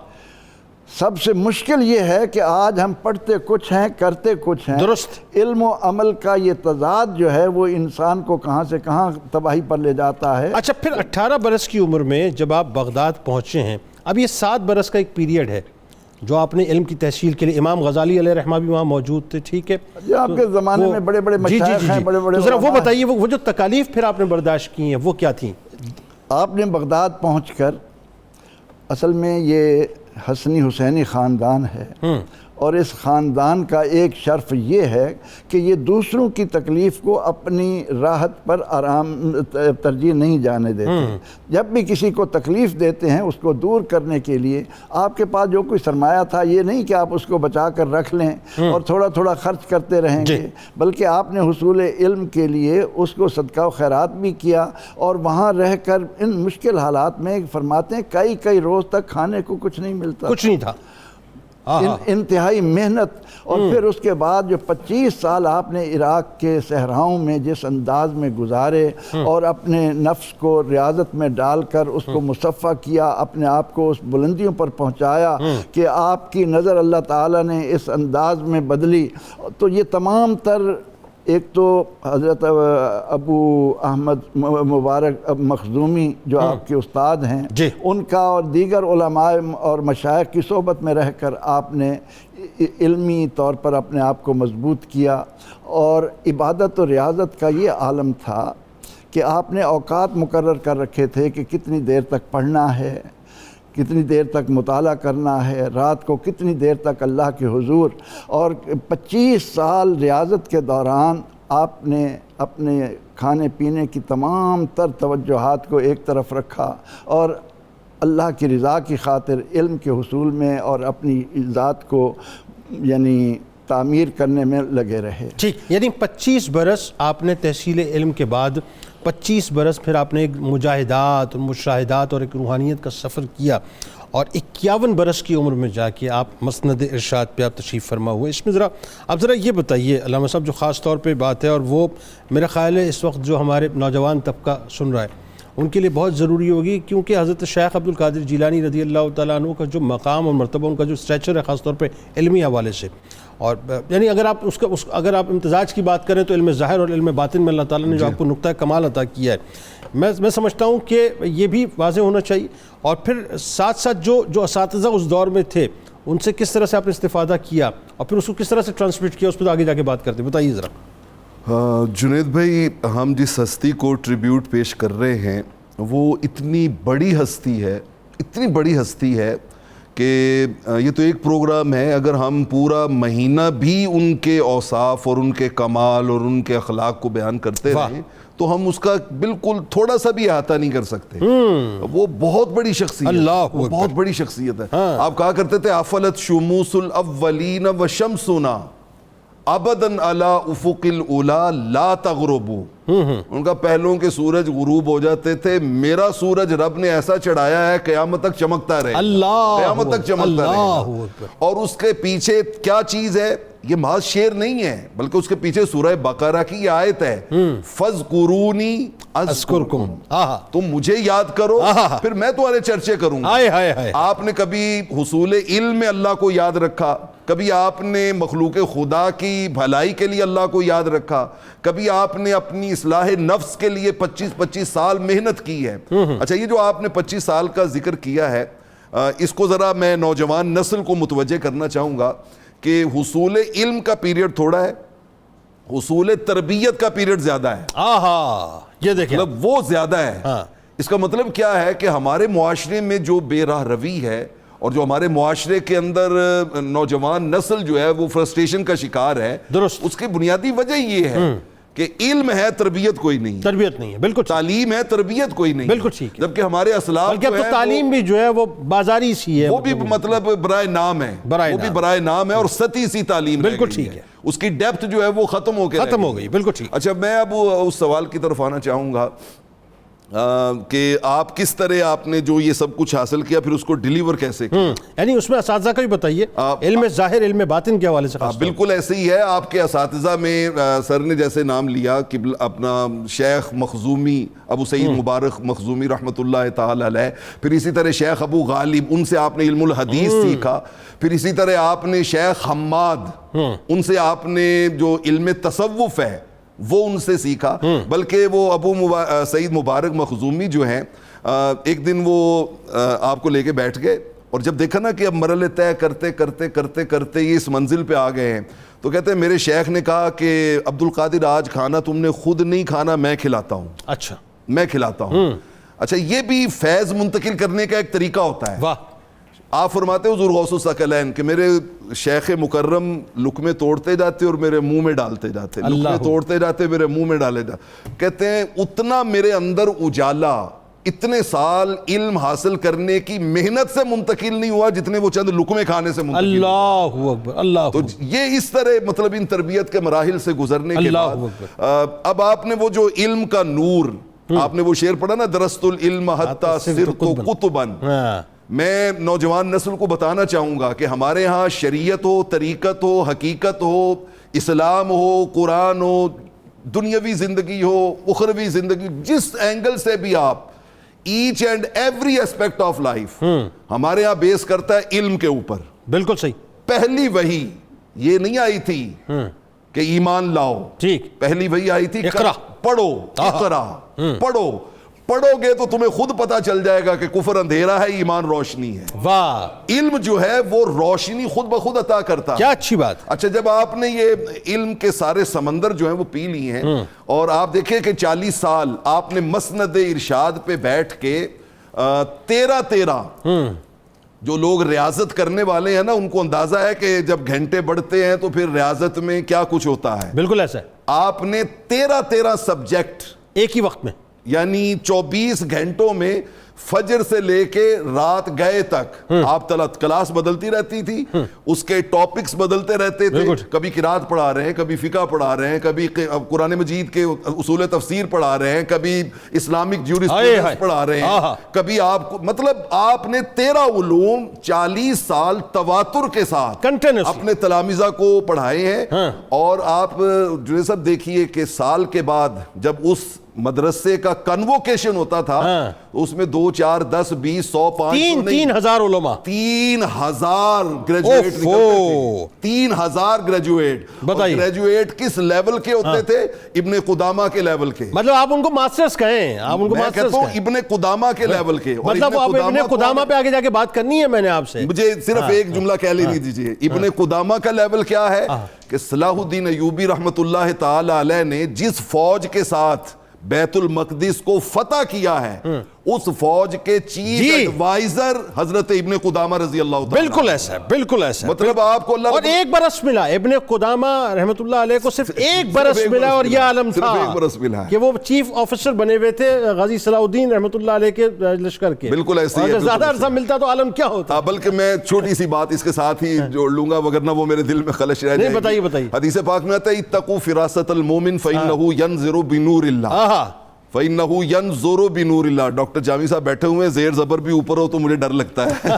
ماشاءاللہ بہت ہی علمی شخصیت ہے ماشاءاللہ. مومن کی فراست سے ڈرو, اس لیے کہ وہ اپنی آنکھ سے نہیں دیکھتا, وہ اللہ کے نور سے دیکھتا ہے. اچھا, وہ اللہ کے نور سے دیکھتے تھے تو آپ صرف زبان سے ہی علم ڈیلیور نہیں کرتے تھے, بلکہ لوٹ لیتے تھے دھڑکنے دل کی. لوٹ لیتے تھے دھڑکنے دل کی جب نظر سے کلام کرتے تھے. ایک بات جو بڑی اہم ترین, آپ کی ساتھ کام کرتے. علامہ صاحب ایک بات جو بڑی اہم ترین ہے, آپ نے روا روی میں ایک جملہ کہا تو صحیح, اور میں نے سنا بھی اور لوگوں نے بھی سنا. ذرا اس پہ رک کے بھی بات کریں, کیونکہ آپ بائی پروفیشن ایک ٹیچر بھی ہیں. بالکل الحمدللہ. اور میں بالکل آپ کے پروفیشن سے ریلیٹ کر کے بات کو کر رہا ہوں کہ اگر ایک ٹیچر کسی ایک فیکلٹی کو ٹریٹ کرتا ہے, بڑا مشکل ہوتا ہے اس کے لیے کہ اس سے آپ یہ کہیں گے جی کسی اور فیکلٹی کو اسے ٹریٹ کرنا ہے. بالکل ایسے ہی. وہ ایک ہی فیکلٹی کو ایک وقت میں اگر ڈیل کر لے تو وہ کہتا ہے جی میں نے بہت بڑا کام کر دیا. ایسا ہی ہے جی, بالکل ایسے ہی. اور ایک وقت میں ایک لیکچر ڈیلیور کرنے کے بعد جو ہے وہ دوسرا لیکچر اس سے تیار کرنا بڑا مشکل ہوتا ہے, ممکن ہی نہیں رہتا اس کے لیے. وہ کہتا ہے جی مجھے چھٹی دو, بس میں اب جاؤں, میں نے اپنا کام پورا کر دیا.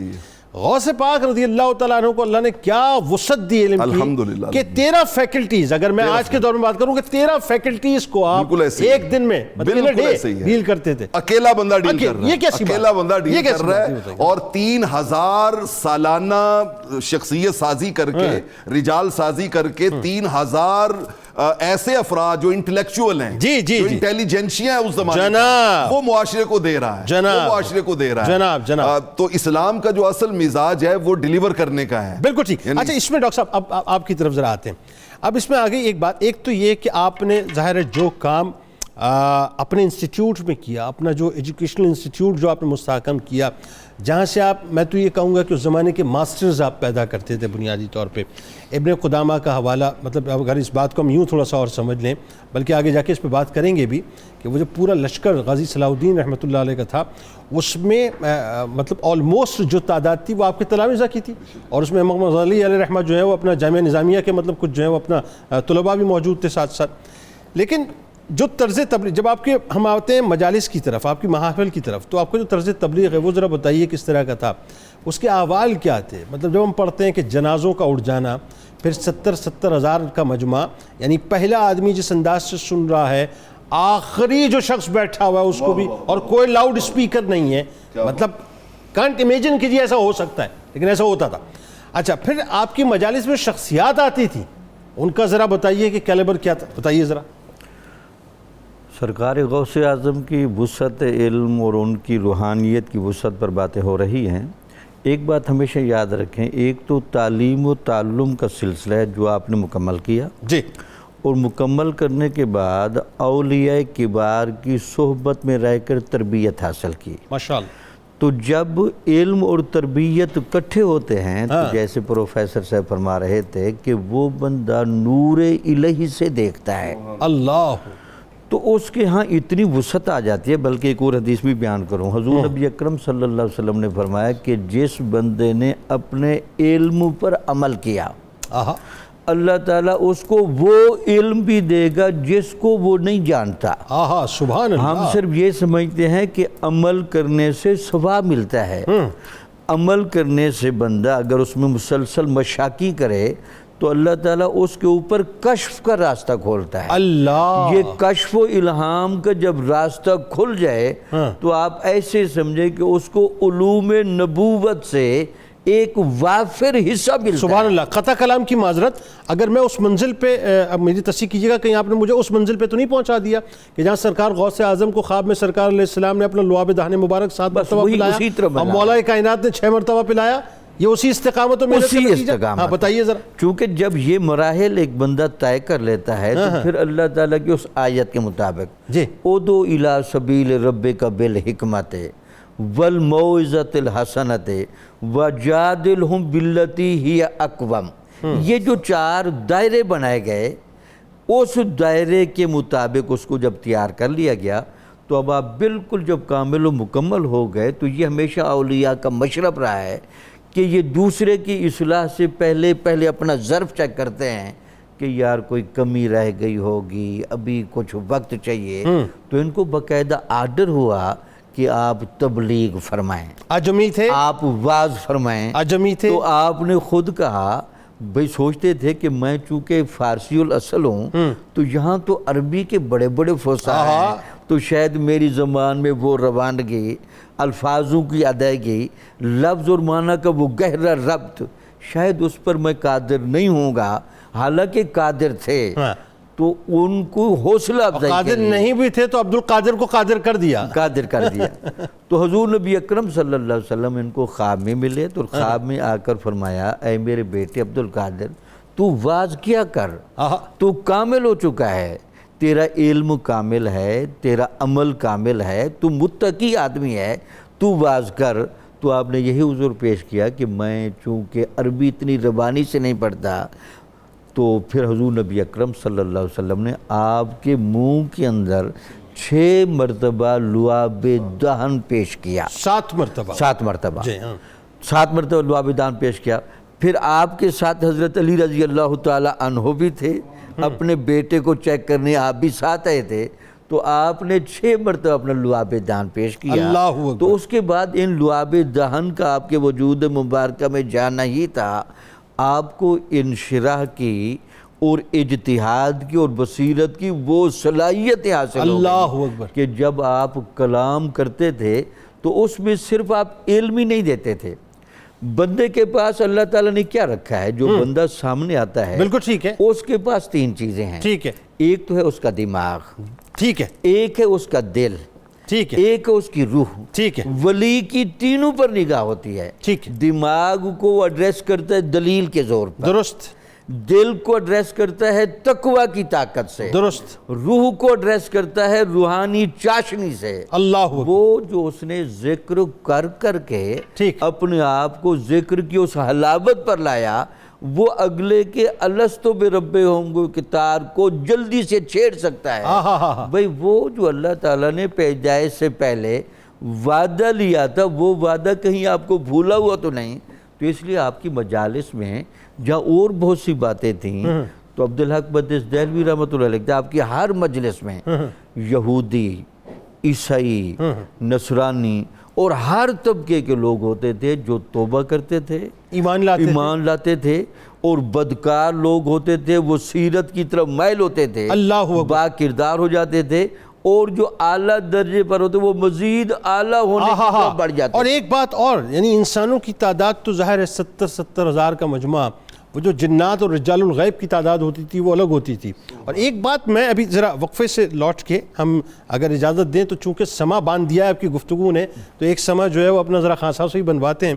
لیکن میں بھی ایک بات سوچ رہا تھا، علامہ صاحب آپ کی توجہ چاہیے، میری تصحیح فرمائیے گا کہ ابن تیمیہ جو ہے وہ بھی بڑا خراج تحسین پیش کرتے ہیں، بہت زیادہ، بہت زیادہ. اچھا اب کمال یہ ہے کہ ابن تیمیہ جب میں پڑھتا ہوں تو ابن تیمیہ یہ نئے سننے والوں کے لیے بڑی انٹرسٹنگ بات ہوگی، خاص طور پہ جو سوشل میڈیا پہ بیٹھ کے چیزوں کو کنفیوز کرتے ہیں ان کے لیے بڑی انٹرسٹنگ ہوگی کہ ابن تیمیہ کے جو شیخ ہیں وہ ابن قدامہ کے شاگرد ہیں، ایسے ہے نا جی؟ بالکل. اور کمال یہ ہے کہ ابن کثیر جو ہیں وہ اپنا ان کے شاگرد ہیں. یعنی اب صورتحال کیا ہے کہ دادا پیر کا مقام جو ہے وہ سمجھنا ہے تو پھر شیخ عبد القادر جیلانی رضی اللہ تعالیٰ عنہ کی بارگاہ میں جانا پڑے گا.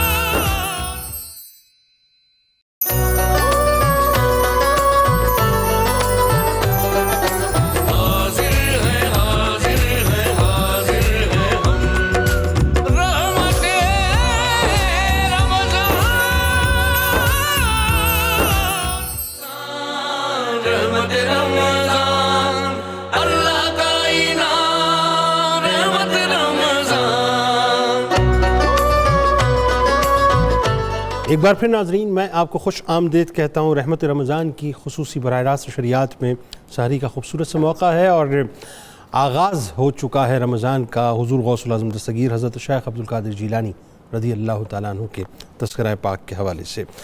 اب بات یہ ناظرین جو اہم ترین بات ہے جس کو میرا خیال ہے آپ بھی سمجھنا چاہتے ہوں گے اور ہم سب بھی سننا چاہتے ہیں، کیونکہ جو روحانی مقام و مرتبہ اللہ تعالیٰ نے آپ کو عطا فرمایا اس کو سننے کا اپنا ایک روحانی کیف ہے. یعنی جتنے بھی اولیاء کرام آئے، جتنے بھی اولیاء کرام آئیں گے، سب کے سروں کے تاج اگر کوئی ہیں، بلکہ یوں کہیے کہ اس تاج میں لگے ہوئے نگینے اگر کوئی ہیں تو وہ شیخ عبد القادر جیلانی رضی اللہ تعالیٰ عنہ ہیں. پروفیسر صاحب ذرا یہ بتائیے کہ اللہ تعالیٰ نے جو آپ کے فضائل میں خاص طور پہ جو آپ کو روحانی مقام عطا کیا اس کی روشنی رہتی دنیا تک ظاہر رہے گی، لیکن وہی بات ہے کہ کس انداز سے اس وقت کے معاشرے میں روحانی طور پہ آپ نے ایک انقلاب برپا کیا، آغاز وہاں سے کیجیے ذرا. سیدنا حضرت شیخ عبد القادر جیلانی رحمۃ اللہ تعالیٰ علیہ علمی اور روحانی طور پر اللہ تعالیٰ کی طرف سے اس منزل اور مقام پر پہنچا دیے گئے کہ آپ فرماتے ہیں کہ پوری کائنات میرے سامنے ایک پیالے کی مانند ہے. اللہ جس طرح پیالے کی کوئی چیز نظروں سے اوجھل نہیں ہوتی، اللہ نے کائنات کی کوئی چیز میری نظروں سے اوجھل نہیں کی. اللہ. اور یہ تو بڑی معمولی بات ہے اللہ کے ولی کے لیے کہ انسان کے سینے میں کھٹکتے ہوئے رازوں پر بھی اللہ تعالیٰ اس کو آگاہ کر دے. بے شک اس میں کوئی سیدنا حضرت شیخ عبد القادر جیلانی رحمۃ اللہ تعالیٰ علیہ کے ضمن میں ہم نے نامعلوم کن وجوہ کی بنا پر ان کی شخصیت کو اس انداز میں پیش کرنے کی کوشش کی کہ کرامات کا ذکر ہے، حالانکہ یہ لوگ کسی بھی مرحلے پر اپنی ذات کی نمائش کبھی نہیں چاہتے. بے شک، اور کرامات ان کا حوالہ بھی نہیں ہے. کرامات، لیکن اس کے باوجود ہم دیکھتے ہیں لیکن جہاں جہاں بھی یہ مرحلہ آتا ہے وہاں آپ نے اس عمل سے اسلام کی عظمت کو چار چاند لگائے. بے شک ایک جگہ سے آپ گزر رہے ہیں اور آپ نے دیکھا کہ ایک مسلم اور ایک غیر مسلم آپس میں بات کر رہے ہیں، اور غیر مسلمان جو ہے نصرانی ہے وہ کہتا ہے کہ عیسیٰ علیہ السلام کا مقام بلند ہے، مسلمان کہتا ہے کہ اللہ نے اپنے انبیاء میں نبی اکرم رحمت عالم صلی اللہ علیہ وسلم کو بلند رفعت عطا فرمائی. اب آپ قریب سے گزرے تو آپ نے اس غیر مسلم سے پوچھا کہ تم کس بنا پر یہ بات کہہ رہے ہو؟ تو وہ جواب دیتا ہے کہ حضور میں اس لیے کہہ رہا ہوں کہ عیسیٰ علیہ السلام تمہاری کتاب بھی کہتی ہے کہ مردوں کو زندہ کرتے تھے. ٹھیک. فرمایا اسی بنیاد پر تو سن، میں صحابی نہیں، تابعی نہیں، تابعی نہیں، غیر تبع تابعی نہیں، میں 6 صدی ہجری کا مسلمان ہوں. اگر آج میں تمہیں مردے کو زندہ کر کے دکھا دوں، وہ کہنے لگا جی یہ تو بڑی تعجب کی بات ہو. تو آپ ایک قبر پر تشریف لائے اور وہاں پر کھڑے ہو کر اللہ کے دیے ہوئے علم کی روشنی میں آپ نے فرمایا کہ اس میں ایک گانے والا دفن ہے اپنی سرنگی کے ساتھ. ابھی میں کم باذن اللہ کہوں گا اور وہ اپنی سرنگی بجاتا ہوا قبر سے باہر نکلے گا۔ تو آپ کے اس عمل نے اس کو اس بات کی طرف قائل کر دیا کہ واقعی اللہ کے جس نبی کے امتی کی یہ شان ہے، اس نبی کا درجہ کیا ہوگا۔ یعنی اس کرامت کو دکھانے کا مقصد جو تھا بنیادی طور یہی پہ تھا، اسلام کی حقانیت کو بیان کرنا، اسلام کی عظمت کو دوبالا کرنا۔ محی الدین ہے، آپ کے سامنے دین ایک لاغر شخص کی صورت میں آتا ہے، کہتا ہے کہ مجھے اٹھائیے، آپ کے ہاتھ لگنے سے وہ طاقتور بن جاتا ہے، تو وہ کہتا ہے کہ میں دین تھا، کمزور ہو چکا تھا۔ تو سیدنا حضرت شیخ عبد القادر جیلانی رضی اللہ عنہ نے جہاں اپنے خطبات میں اس وقت کے علماء کو نصیحتوں کے انبار لگائے، انہیں جس انداز میں متنبع کیا، وہاں آپ نے اس وقت کے حکمرانوں کو بھی اس بات کی طرف متوجہ کیا کہ تمہارا کام مخلوق خدا کی خدمت بجا لانا ہے، نہ کہ مال و زر کے انبار لگا لینا۔ اب ایک خلیفہ، ایک علاقے کا حاکم آپ کی خدمت میں کئی توڑے تبرکن اشرفیوں کے لاتا ہے، آپ انکار کر دیتے ہیں، وہ بڑا اصرار کرتا ہے کہ نہیں جی میں آپ کے مدرسے کے لیے لایا ہوں، آپ کے لیے لایا ہوں، لیکن یہاں تو معاملہ کچھ اور تھا۔ آپ نے فرمایا کہ نہیں، جب اس نے اصرار کیا تو آپ نے اس کے سامنے اس کے توڑے اشرفیوں کے اٹھائے اور ان کو جب بل دیا تو ان سے خون رسنے لگا۔ ٹھیک ہے، اب یہ دیکھ کر وہ غش کھا کر گرا، فرمایا کہ لوگوں کا خون چوستے ہو اور پھر نذرانہ دینے کے لیے آ جاتے ہو ہمارے پاس۔ مستنصر باللہ غالباً شاید مستنجد باللہ کے بارے میں یہ بات ہے۔ تو آپ کا روحانی طور پر یہ درجہ اور یہ مقام تھا کہ آپ حالات کے مطابق ان کو اصلاح کرتے تھے، اور اپنی شخصیت میں جس چیز نے انہیں عروج پر پہنچا رکھا تھا اس کا اندازہ اس ایک ربائی پیش کر کے میں کروں گا کہ عید سے ایک روز پہلے چند بچے آتے ہیں کہ حضور ہمیں عید کے لیے کوئی قطع لکھ کر دیجئے۔ اس کے جواب میں آپ نے، چونکہ فارسی نسل تھے، فارسی میں ایک قطع لکھا، فرماتے ہیں کہ خلق می گوید کے فردا روز عید است، خوشی در روح ہر مومن پدید است۔ مخلوق کہہ رہی ہے کل عید کا دن ہے، عید کا دن ہے، جس کو دیکھو خوشیاں منا رہا ہے۔ فرماتے ہیں دراں روزے کے با ایمان بے میرم، مرا در ملک خود آن روز عید است۔ میری عید اس دن ہوگی جب میں دنیا سے ایمان لے کر جاؤں گا۔ اللہ اکبر۔ بس یہ جو کیفیت ہے، پھر وہ جو دو مصرے آپ نے شروع میں فرمائے تھے، بات ادھوری رہ گئی تھی کہ وہ پھر مقام تو وہی ملتا ہے نا کہ واہ کیا مرتبہ غوث ہے بالا تیرا، اونچے اونچوں کے سروں سے قدم اعلیٰ تیرا، سر بھلا کیا کوئی جانے کہ ہے کیسا تیرا، اولیاء ملتے ہیں آنکھیں وہ ہے تلوہ تیرا، تیری سرکار میں لاتا ہے رضا اس کو شفیع جو میرا غوث ہے۔ اچھا اب اس میں ذرا یہ بتائیے صاحب آپ کہ ایک بڑا مشکل ہوتا ہے کہ معاصرین جو ہے ایکسیپٹ کریں، اور یہاں تو معاملہ یہ ہے کہ معاصرین جو ہیں وہ آپ کی شان، آپ کے قصیدے بیان کرتے چلے جاتے ہیں۔ سبحان اللہ۔ اکابرین امت کی طرف نگاہ جائے تو اکابرین امت جو ہیں وہ کیا خراج تحسین پیش کرتے ہیں آپ کے علمی مقام کے حوالے سے بتائیے ذرا۔ اس میں کوئی شک نہیں ہے جنید بھائی، اللہ رب العالمین نے، بلکہ میں اس سے پہلے آپ نے وہ جن محبتوں کا اظہار کیا ہے اس کے ساتھ اپنی نوکری کی نسبت کو بھی جوڑنا چاہوں گا کہ تجھ سے در، ہاں در سے سگ، در سے سگ، اور سگ سے ہے مجھ کو نسبت، میری گردن میں بھی ہے دور کا ڈورا تیرا۔ اللہ اکبر۔ ہم بھی اسی ڈورے کے ساتھ بندھے ہوئے آپ کی محبتوں کو خراج عقیدت کر رہے ہیں، اور انشاءاللہ العزیز بلکہ حضور غوث الثقلین فرمایا کرتے تھے ان یدی علی مریدی کالسماء علی الارض، اللہ میرا اپنے مریدوں پر ہاتھ یوں ہی ہے جیسے زمین پہ آسمان، جیسے اس نے زمین کو پورے کو اپنی آغوش میں لیا ہوا ہے۔ اور ایک جملہ جو ہمیں ہمیشہ ایک فرد دیتا ہے، فَإِن لَمْ يَكُنْ مُرِيدِي جَيِّدًا فَأَنَا جَيِّدٌ، کیا ہوا میرا مرید اچھا نہیں ہے، میں تو اچھا ہوں نا، میں تو اچھا ہوں، کیا کہنے، وَعِزَّتِ رَبِّي، اور مجھے اپنے رب کی عزت کی قسم ہے قیامت والے دن کسی ایک کو بھی چھوڑ کے جنت میں نہیں جاؤں گا۔ اسی لیے تو ہم کہتے ہیں نا کہ اسیروں کے مشکل کشا غوث اعظم، فقیروں کے حاجت روا غوث اعظم، غلاموں کو خطرہ نہیں بحر غم کا کہ بیڑے کے ہیں نا خدا غوث اعظم۔ اس میں کوئی شک نہیں ہے۔ دیکھیں پھر میں اشعار سناتا رہوں گا، آپ کی بات رہ جائے گی۔ الحمدللہ ثم الحمدللہ، یہ جو محبت کا اظہار ہوتا ہے نا، الحمدللہ اس سے بات سننے والوں کو بھی ایک لطف ملتا ہے اور کرنے والے کو بھی ایک کیف نصیب ہوتا ہے، الحمدللہ ثم الحمدللہ۔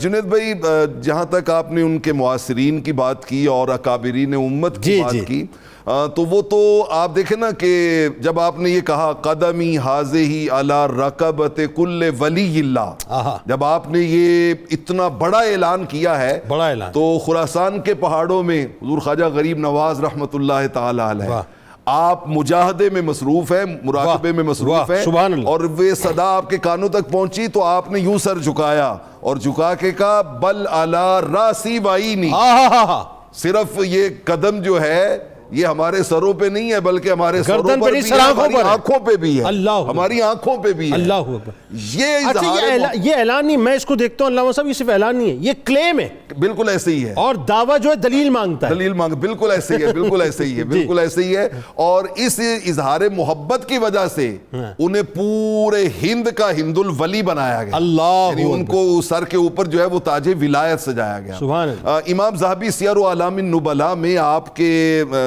القابات جو لائے ہیں نا وہ بڑے محبت والے، بتائیے۔ الامام، العالم، العارف، الزاہد، القدوہ، سبحان اللہ، مطلب آپ کو اللہ رب العالمین نے اتنی شان عطا کی تھی کہ بڑے سے بڑا نقاد بھی آپ کی عظمتوں کے سامنے سر جھکانے پہ مجبور ہو گیا۔ ابن جوزی، ابن تیمیہ، میں بلکہ وہ ابن جوزی کی آپ نے بات کی ہے تو ابن جوزی کہتے ہیں میں نے اپنے دوست کو ساتھ لیا، اور ابن جوزی وہ ہستی ہے جس کو ہم علم الحدیث میں اتھارٹی سمجھتے ہیں، بالکل ایسا، ہیلو ٹیسٹنگ کے لے گئے تھے مجلس میں، جن کو صفت الصفوہ جن کی کتاب ہے، جن کے اور بہت سی کتابیں ان کی، مطلب جس میں انہوں نے بے شمار علم حدیث کے اوپر کام کیا ہے۔ تو ابن جوزی رحمۃ اللہ تعالی علیہ کہتے ہیں کہ میں اپنے دوست کو ساتھ لے کے گیا کہ بڑا شہرہ سنا ہے، آؤ دیکھیں ہم بھی کہ وہ کیا ہوتا ہے مجلس میں۔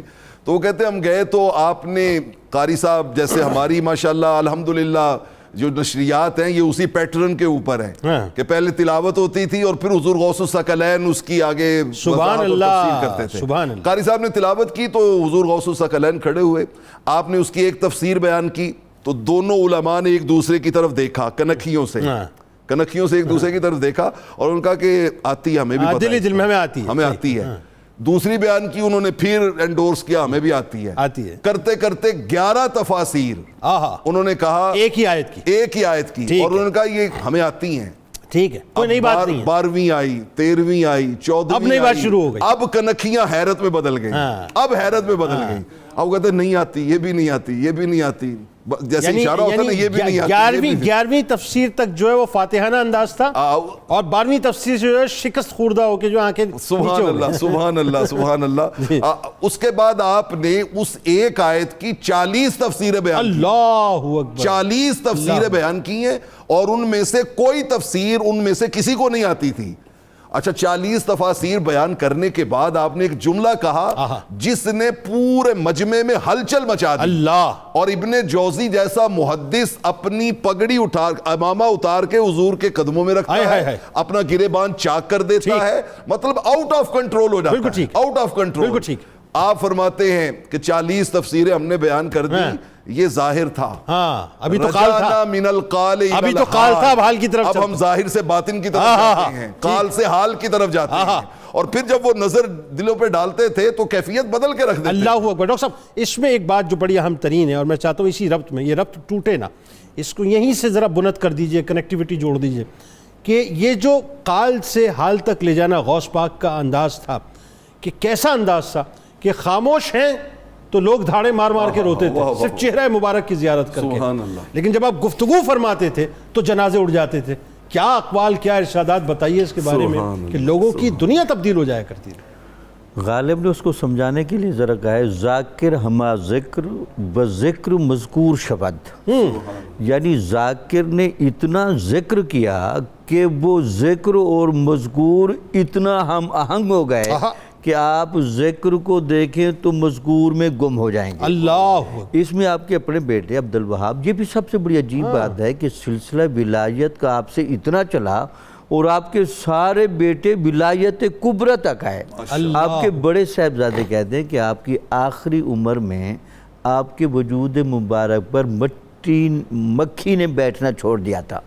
اللہ، اور ہم بڑے حیران ہوتے، تو میں نے ایک دفعہ عرض کی، یا حضرت صاحب یہ کیا بات ہو گئی کہ آپ کے جسم پر اب مکھیاں بھی نہیں آتی ہیں؟ تو آپ نے ایک خاص جذبے میں آ کر کہا، اے میرے بیٹے یہ عبد القادر کا جسم رہا کب ہے؟ ہائے ہائے ہائے ہائے، اب میں ظاہراً بھی فنا ہوا ہوں، میں باطناً بھی فنا ہوا ہوں۔ یعنی فنا فی اللہ کی اس منزل پر جی جی، فنا فی الرسول کی اس منزل پر آپ گئے ہیں کہ آپ سے بھی خصوصیات نبوی کی جھلک نظر آتی ہے۔ اللہ، تو یہ وجہ تھی کہ جب آپ کی اولاد بھی دیکھتی تھی، اب جس کا یہ لیول ہو، جس کا ظاہر فنا ہے، جس کا باطن فنا ہے، بلکہ ایک اور روایت بھی ملتی ہے کہ ایک بندے کو آپ خواب میں ملے، وہ کیا؟ تو خواب وہ اس کی یہ دعا تھی کہ مجھے کثرت کے ساتھ حضور نبی اکرم صلی اللہ علیہ وسلم کی زیارت ہو۔ اللہ، تو ہمیشہ اس کو حضور غوث پاک ملتے تھے، وہ پھر دعائیں کرتا تو آپ ملتے تھے۔ تو اس نے ایک دفعہ آ کر آپ کے پاس زیارت کیا کہ حضور میں نے کئی دفعہ دعا کی حضور کی زیارت ہو، آپ آگے آ جاتے ہیں۔ تو آپ نے فرمایا کہ میرے اندر اور حضور کے اندر اب فرق نہیں رہا، اب چونکہ تیری نگاہیں نہیں دیکھ سکتی تو میں ان کی تعلیمات کا اتنا مظہر ہوں اور فیوزات کا اتنا مظہر بن چکا ہوں کہ یہ فیض اب میری طرف آ رہا ہے۔ یعنی مظہر عکس مصطفیٰ صلی اللہ علیہ ہاں، وسلم، مظہر عکس مصطفیٰ، یوں ہم کہیں تو میرا یہی وجہ خیال ہے۔ اپروپریٹ ورڈ ہوگا، بالکل ٹھیک۔ وہ جو صبغۃ اللہ کا رنگ جب آپ پر چڑھا، صبغۃ اللہ کا جو رنگ ہے، ہاں، بالکل اور وہ صبغہ نبوی کا رنگ آپ پر چڑھا تو پھر آپ کے فیوزات کے اندر بڑی کثرت تھی اور بڑی چاشنی تھی، اور جو دفعہ ایک دفعہ بندہ جو بھی دیکھ لیتا تھا اس کو اللہ تعالیٰ کی قدرت کا اندازہ ہوتا تھا۔ ٹھیک ہے۔ شاہ ولی اللہ سے نے اس بات کو سمجھانے کے لیے بڑا خوبصورت لفظ کہا ہے، وہ کہتے ہیں یہ جو نسبت اویسیت ہوتی ہے نا، حضرت اویس کرنی کہاں بیٹھے ہیں اور سرکار دو عالم صلی اللہ علیہ وسلم کہاں ہیں، لیکن ان کو وہ فیض و برکت دور سے رہ کر دیا۔ تو نسبت اویسیت کا سب سے زیادہ فیض یہ سیدنا سرکار غوث اعظم کے پاس ہے، تو آپ کو بھی وہی سارے فیوزات حاصل بالکل ہوئے۔ ٹھیک۔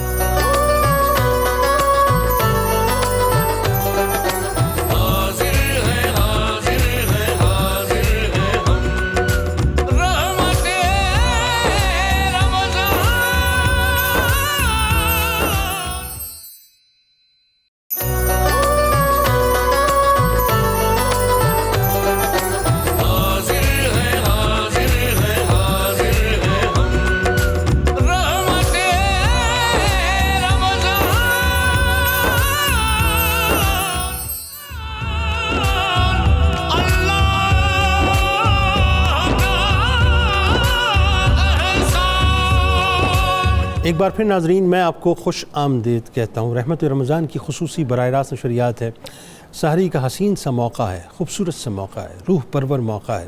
اور میں بھی بیٹھ کے ایک بات سوچ رہا تھا کہ آج ظاہر ہم چونکہ پاکستان میں موجود ہیں، لیکن یہ اللہ کا کتنا بڑا فضل ہے کہ اب ماشاءاللہ مکے اور مدینے کے اندر جو ہے ایک بار پھر وہ جو حاضرین مکہ اور مدینہ کے لیے جو کشش، جو یعنی حاضری کی جوبن کی کشش تھی ناظرین، وہ الحمدللہ اپنے عروج پہ پہنچ چکی ہے۔ اچھا، اس سلسلے کو اب یہاں پہ تھوڑا سا اس طرح سے آگے بڑھاتے ہیں کہ سرکار غوث اعظم دستگیر حضرت شیخ عبد القادر جیلانی رضی اللہ تعالیٰ عنہ، آپ کی ذات پاک میں اتنی ڈائیورسٹی ہے، اتنا تنوع اور اتنا کچھ آپ نے امت کو دیا ہے۔ اگر ایک عام نوجوان سمجھنا چاہے کہ مجھے غوث پاک سے کیا حاصل کرنا ہے تو کیا حاصل کرنا چاہیے؟ وہ سیدنا حضرت غوث اعظم شیخ عبد القادر جیلانی رضی اللہ عنہ سے یہ حاصل کر سکتا ہے کہ آپ نے اپنے آپ کو اتنی بلندیوں پر جانے کے باوجود انتہائی عجز اور انکسار کا مرکب بنائے رکھا۔ سبحان اللہ۔ آپ کی حیات طیبہ میں ایک پیغام یہ بھی ملتا ہے کہ ایک مرتبہ آپ تشریف فرما ہیں اور شیطان ایک نہایت بزرگ کی صورت میں آ کر کہتا ہے کہ عبد القادر میں تیرا رب ہوں، روشنی پھیلا دیتا ہے اور کہتا ہے کہ میں تم سے اتنا راضی ہو گیا ہوں کہ آج کے بعد تمہیں نماز معاف کرتا ہوں۔ آپ نے یہ سن کر اپنے آپ کو اس حالت میں نہیں ڈالا کہ مجھے کتنا بڑا انعام مل گیا، بلکہ فوراً سوچا اور لاحول پڑھا، وہ دم دبا کر بھاگا، کہتا ہے عبد القادر تجھے تیرے علم نے بچا لیا۔ تو آپ نے فرمایا کہ مردود جاتے ہوئے پھر مجھے گمراہ کیا ہے، میرے علم نے نہیں، مجھے میرے رب نے بچا لیا۔ علامہ صاحب کیا پیغام دیں گے شیخ عبد القادر جیلانی رضی اللہ تعالیٰ عنہ کی شخصیت کے حوالے سے؟ جنید بھائی، میں مذہبی طبقے کے لیے بصد احترام حضور غوث الثقلین کا ایک پیغام منتقل بہت ضروری ہے۔ جو آج کل ہماری بہت صورتحال ضروری بنی ہوئی ہے، اور میں سمجھ رہا ہوں آپ کیا بات کرنے والے حضور غوث الثقلین جہاں بھی خطاب کے لیے تشریف لے کے جاتے ہیں نا، تو آپ خطاب کے بعد ان سے فیس مانگتے، اچھا خود مطالبہ کرتے اچھا کہ میرے خطاب کی مجھے فیس دو. تو لوگ حیران ہوتے کہ حضور غوث الثقلین فیس مانگ رہے ہیں. تو وہ پوچھتے حضور کیا فیس ہے؟ تو آپ مسکرا کے کہتے میرے خطاب کی فیس یہ ہے کہ اب اس پہ عمل کرنا. واہ سبحان اس پہ اللہ، عمل کرنا، کیا یہ میرے خطاب کی کیا فیس. کہنے، سبحان اللہ. مطلب آپ نے دین کو دنیا کمانے کا ذریعہ نہیں بنایا، دین بیچا نہیں آپ نے، دین بیچا نہیں ہے، ٹھیک بلکہ دین کو لوگوں کے احوال اور اعمال اور اخلاق کی اصلاح کا ذریعہ بنایا، اصلاح احوال کا ذریعہ اصلاح احوال کا ذریعہ بنایا. درست، بالکل ٹھیک. اور ایک اور میں بات یہاں پہ عرض کرنا چاہوں گا کہ بدقسمتی سے ہم جس دور فتن میں ہیں، ہم نے اپنے ذوق کو دین بنایا ہے. ہاں لیکن حضور غوث الثقلین ہمیشہ کہا کرتے تھے کہ ذوق کو دین نہ بناؤ، دین کو ذوق بناؤ. سبحان دین اللہ، کو اپنا ذوق بناؤ. کیا اچھی بات ہے. مطلب فرائض پہلے ہیں اور مستحبات بعد میں ہیں. ہم نے تو صاحب مستحبات کو بھی چھوڑ دیا، ہم تو فروحات میں پڑ گئے نا، اب صورتحال ہی کچھ اور ہو گئی ہے، بلکہ خرافات میں خرافات میں پڑ گئے. بات اس سے آگے کی سٹیج پہ چلے گئے. ڈاکٹر صاحب کیا پیغام حضرت شیخ عبد القادر جیلانی رضی اللہ تعالیٰ عنہ کی شخصیت کے حوالے سے؟ عبد الوہاب شورانی رحمۃ اللہ علیہ فرمایا کرتے تھے کہ کسی بزرگ کو پہچاننے کا جو سب سے بہترین ذریعہ ہوتے ہیں وہ ہوتی ہیں اس کی تصانیف. ٹھیک ہے. حضور غوث پاک کی 3 تصانیف تو بڑی مشہور ہیں جو یہاں پاکستان میں ملتی بھی ہیں. اچھا. ایک ہے فتوح الغیب، آپ یقین مانیں وہ 60-70 صفحے کی ترجمہ کی کتاب ہے. آپ اس کو پڑھ کر تو دیکھیں تو آپ کے اندر ایمان کا اور عمل کا وہ گہرا جذبہ پیدا ہوگا کہ آپ اپنی اصلاح کیے بغیر رکیں گے نہیں. سبحان اس کے علاوہ آپ کی ایک کتاب ہے الفتح الربانی، یعنی اللہ تعالیٰ کی طرف سے آپ کو فتوحات اور برکتیں نازل ہوں گی. سبحان اللہ. اور ایک آپ نے کتاب لکھی ہے سر الاسرار. ان کتابوں کو اپنے مطالعے میں لیں، ٹھیک ہے، ان لفظوں کو پڑھیں، وہ آپ کیا کہتے ہیں، ٹھیک ہے، کیسے سمجھاتے ہیں. سبحان اللہ. آپ حیران ہوں گے کہ آپ کو اتنی گہرائی اور چاشنی نظر آئے گی کہ لگتا یہ کہ حضور غوث پاک بڑے سادہ انداز سے ایک بندے کی انگل پکڑ کے بارگاہ نبوی اور بارگاہ الہی میں لے جاتے ہیں. بالکل ٹھیک ہے. ناظرین کرام ہمارے ساتھ آپ رہیے صاحب. پہلی سحری انشاءاللہ آج ہم اختیار کر رہے ہیں، یعنی پہلا روزہ جو ہے انشاءاللہ ہم اختیار کریں گے. تو آپ بھی سحری کر رہے ہیں، ہمیں بھی کچھ موقع دیجیے، ہم بھی سحری کر لیتے ہیں. لاہور اور اس کے مضافات میں انتہائی سحر کا وقت جو اب قریب ہوتا جا رہا ہے، تو اللہ کا نام لیجیے، بس دعائیں کیجیے، استغفار کیجیے، اللہ سے مانگیے. ہم بھی کچھ سحری کر لیتے ہیں، آپ بھی کر لیجیے. انشاءاللہ اس کے بعد پھر آپ سے ملاقات کرتے ہیں مختصر صفحے کے بعد.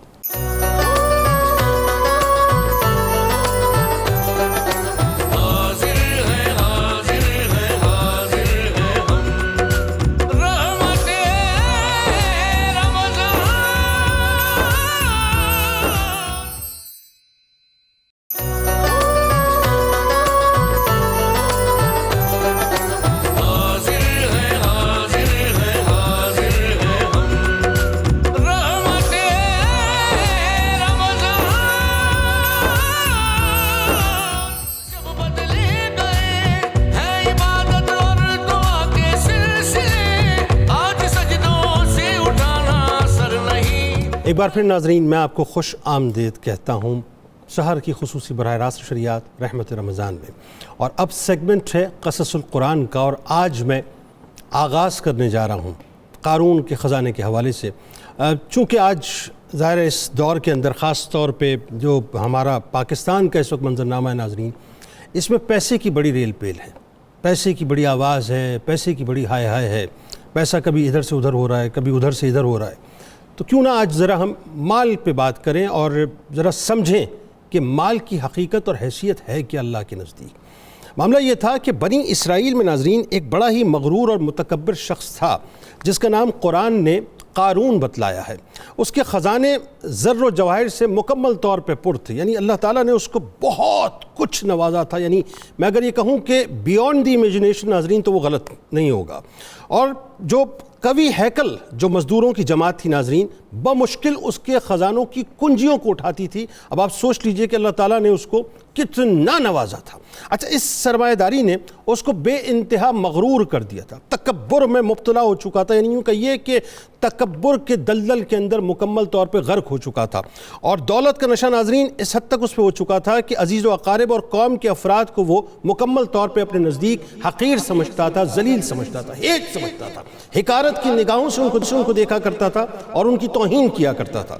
مفسرین کی ایک کثیر جماعت نے یہ کہا ہے ناظرین کہ حضرت موسیٰ علیہ السلام کا چچا زاد بھائی تھا، حضرت عبداللہ ابن عباس رضی اللہ تعالیٰ عنہما کا بھی ناظرین یہی قول ہے۔ مورخین کہتے ہیں کہ قارون قیام مصر کے زمانے میں فرعون کا درباری ملازم تھا، اور دولت کا یہ بے انتہا انبار جو تھا اس نے وہیں سے جمع کیا تھا، اور سامری ناظرین وہ بھی اسی دور کا تھا، وہ بھی منافق تھا اور موسیٰ علیہ السلام کے دین پر وہ اعتقاد نہیں رکھتا تھا۔ حضرت موسیٰ علیہ السلام اور ان کی قوم نے ایک مرتبہ قارون کو نصیحت کی کہ اللہ تبارک و تعالیٰ نے تجھ کو بے شمار دولت بخشی ہے اور عزت و حشمت بھی عطا کی ہے، لہٰذا اس کا شکر ادا کر اور مالی حقوق یعنی زکوٰۃ و خیرات و صدقات دے، غربا، فقراء اور مساکین کی مدد کر۔ اللہ کو بھول جانا اور اس کے احکام کی خلاف ورزی کرنا اخلاق و شرافت دونوں لحاظ سے سخت ناشکری ہے اور سرکشی ہے۔ اس کی دی ہوئی عزت یعنی جو اللہ تبارک و تعالیٰ نے تجھے عزت دی ہے، اس کا صلہ یہ نہیں ہونا چاہیے کہ تو کمزوروں اور ضعیفوں کو حقیر و ذلیل سمجھے، بلکہ غرور و تکبر میں مبتلا ہو کے انہیں حقارت کی نگاہ سے دیکھے۔ یوں سمجھ کہ غرور و تکبر سے نکل کر غریب عزیزوں کی محبت اپنے دل میں پیدا کر، ان سے نفرت نہ کر، ان کو دور نہ ہٹا۔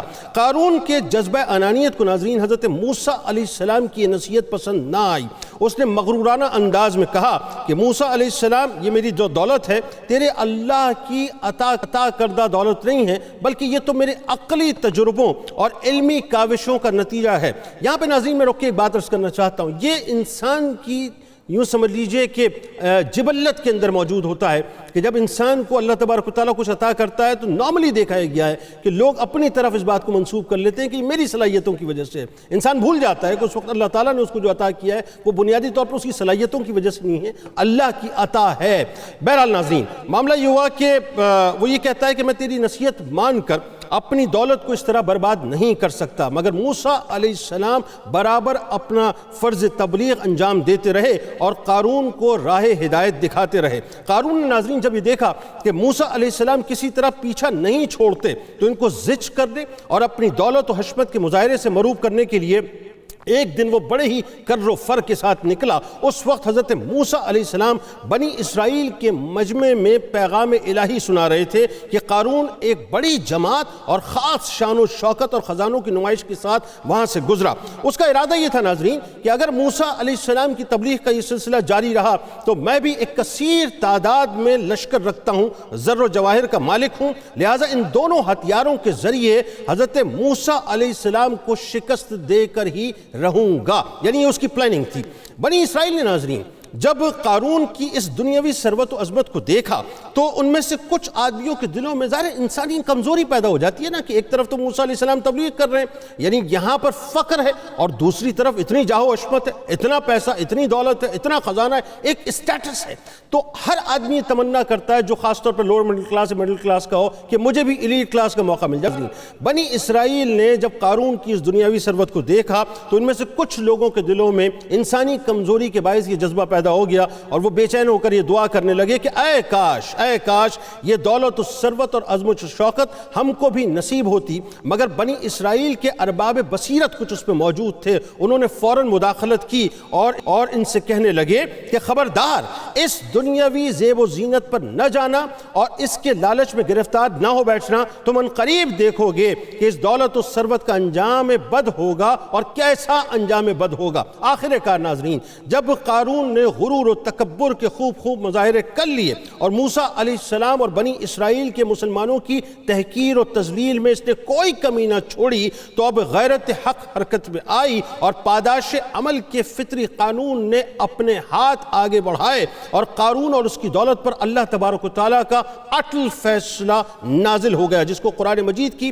سورہ قصص کی آیت نمبر 81 میں اللہ تعالیٰ نے اس طرح سے ارشاد فرمایا کہ پھر ہم نے اس قارون اور اس کے گھر کو زمین میں دھسا دیا۔ چنانچہ بنی اسرائیل کی آنکھوں دیکھتے ناظرین نہ غرور باقی رہا نہ سامان غرور، سب کو زمین نگل گئی اور عبرت کا سامان لوگوں کے سامنے پیش کر دیا۔ قرآن عزیز نے متعدد مقامات پر اس واقعے کو مفصل اور مجمل بیان کیا۔ سورہ مومن کی آیت نمبر 23 اور 24 میں اللہ تبارک و تعالیٰ اس طرح ارشاد فرماتا ہے، اور بے شک ہم نے موسیٰ علیہ السلام کو اپنی نشانی اور واضح دلیل کے ساتھ بھیجا فرعون اور حامان اور قارون کی طرف، اور وہ کہنے لگے یہ جادوگر ہے، بڑا جھوٹا ہے، معاذ اللہ۔ اسی طرح ایک اور مقام پر سورہ عنکبوت کی آیت نمبر 39 اور 40 میں کچھ اس انداز سے آواز آتی ہے، اور ہم نے قارون اور فرعون اور حامان کو بھی ہلاک کیا، اور بے شک موسیٰ علیہ السلام ان کے پاس واضح نشانیاں لے کر آئے تھے، تو انہوں نے ملک میں غرور و سرکشی کی اور وہ ہماری گرفت سے آگے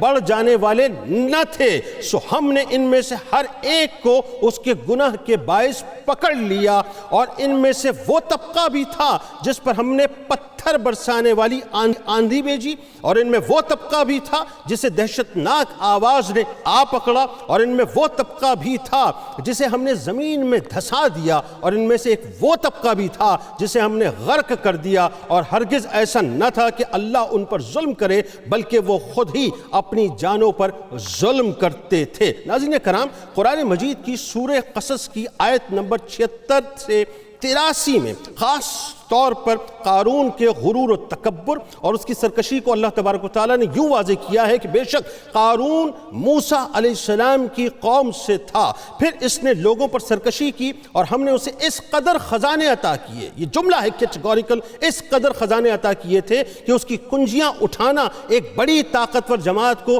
دشوار ہوتا تھا، جبکہ اس کی قوم نے اس سے کہا تو خوشی کے مارے غرور نہ کر، بلکہ اللہ اترانے والوں کو پسند نہیں فرماتا، تو اس دولت میں سے جو اللہ نے تجھے دے رکھی ہے آخرت کا گھر طلب کر، اور دنیا سے بھی اپنا حصہ بھول، تو لوگوں سے وہی ویسا احسان کر جیسا احسان اللہ تبارک و تعالیٰ تجھ سے فرمایا ہے، اور ملک میں ظلم یعنی فساد انگیزی کی راہیں تلاش نہ کر، بے شک اللہ فساد بپا کرنے والوں کو پسند نہیں فرماتا۔ وہ کہنے لگا میں یہ مال معاشرے اور عوام پر کیوں خرچ کروں؟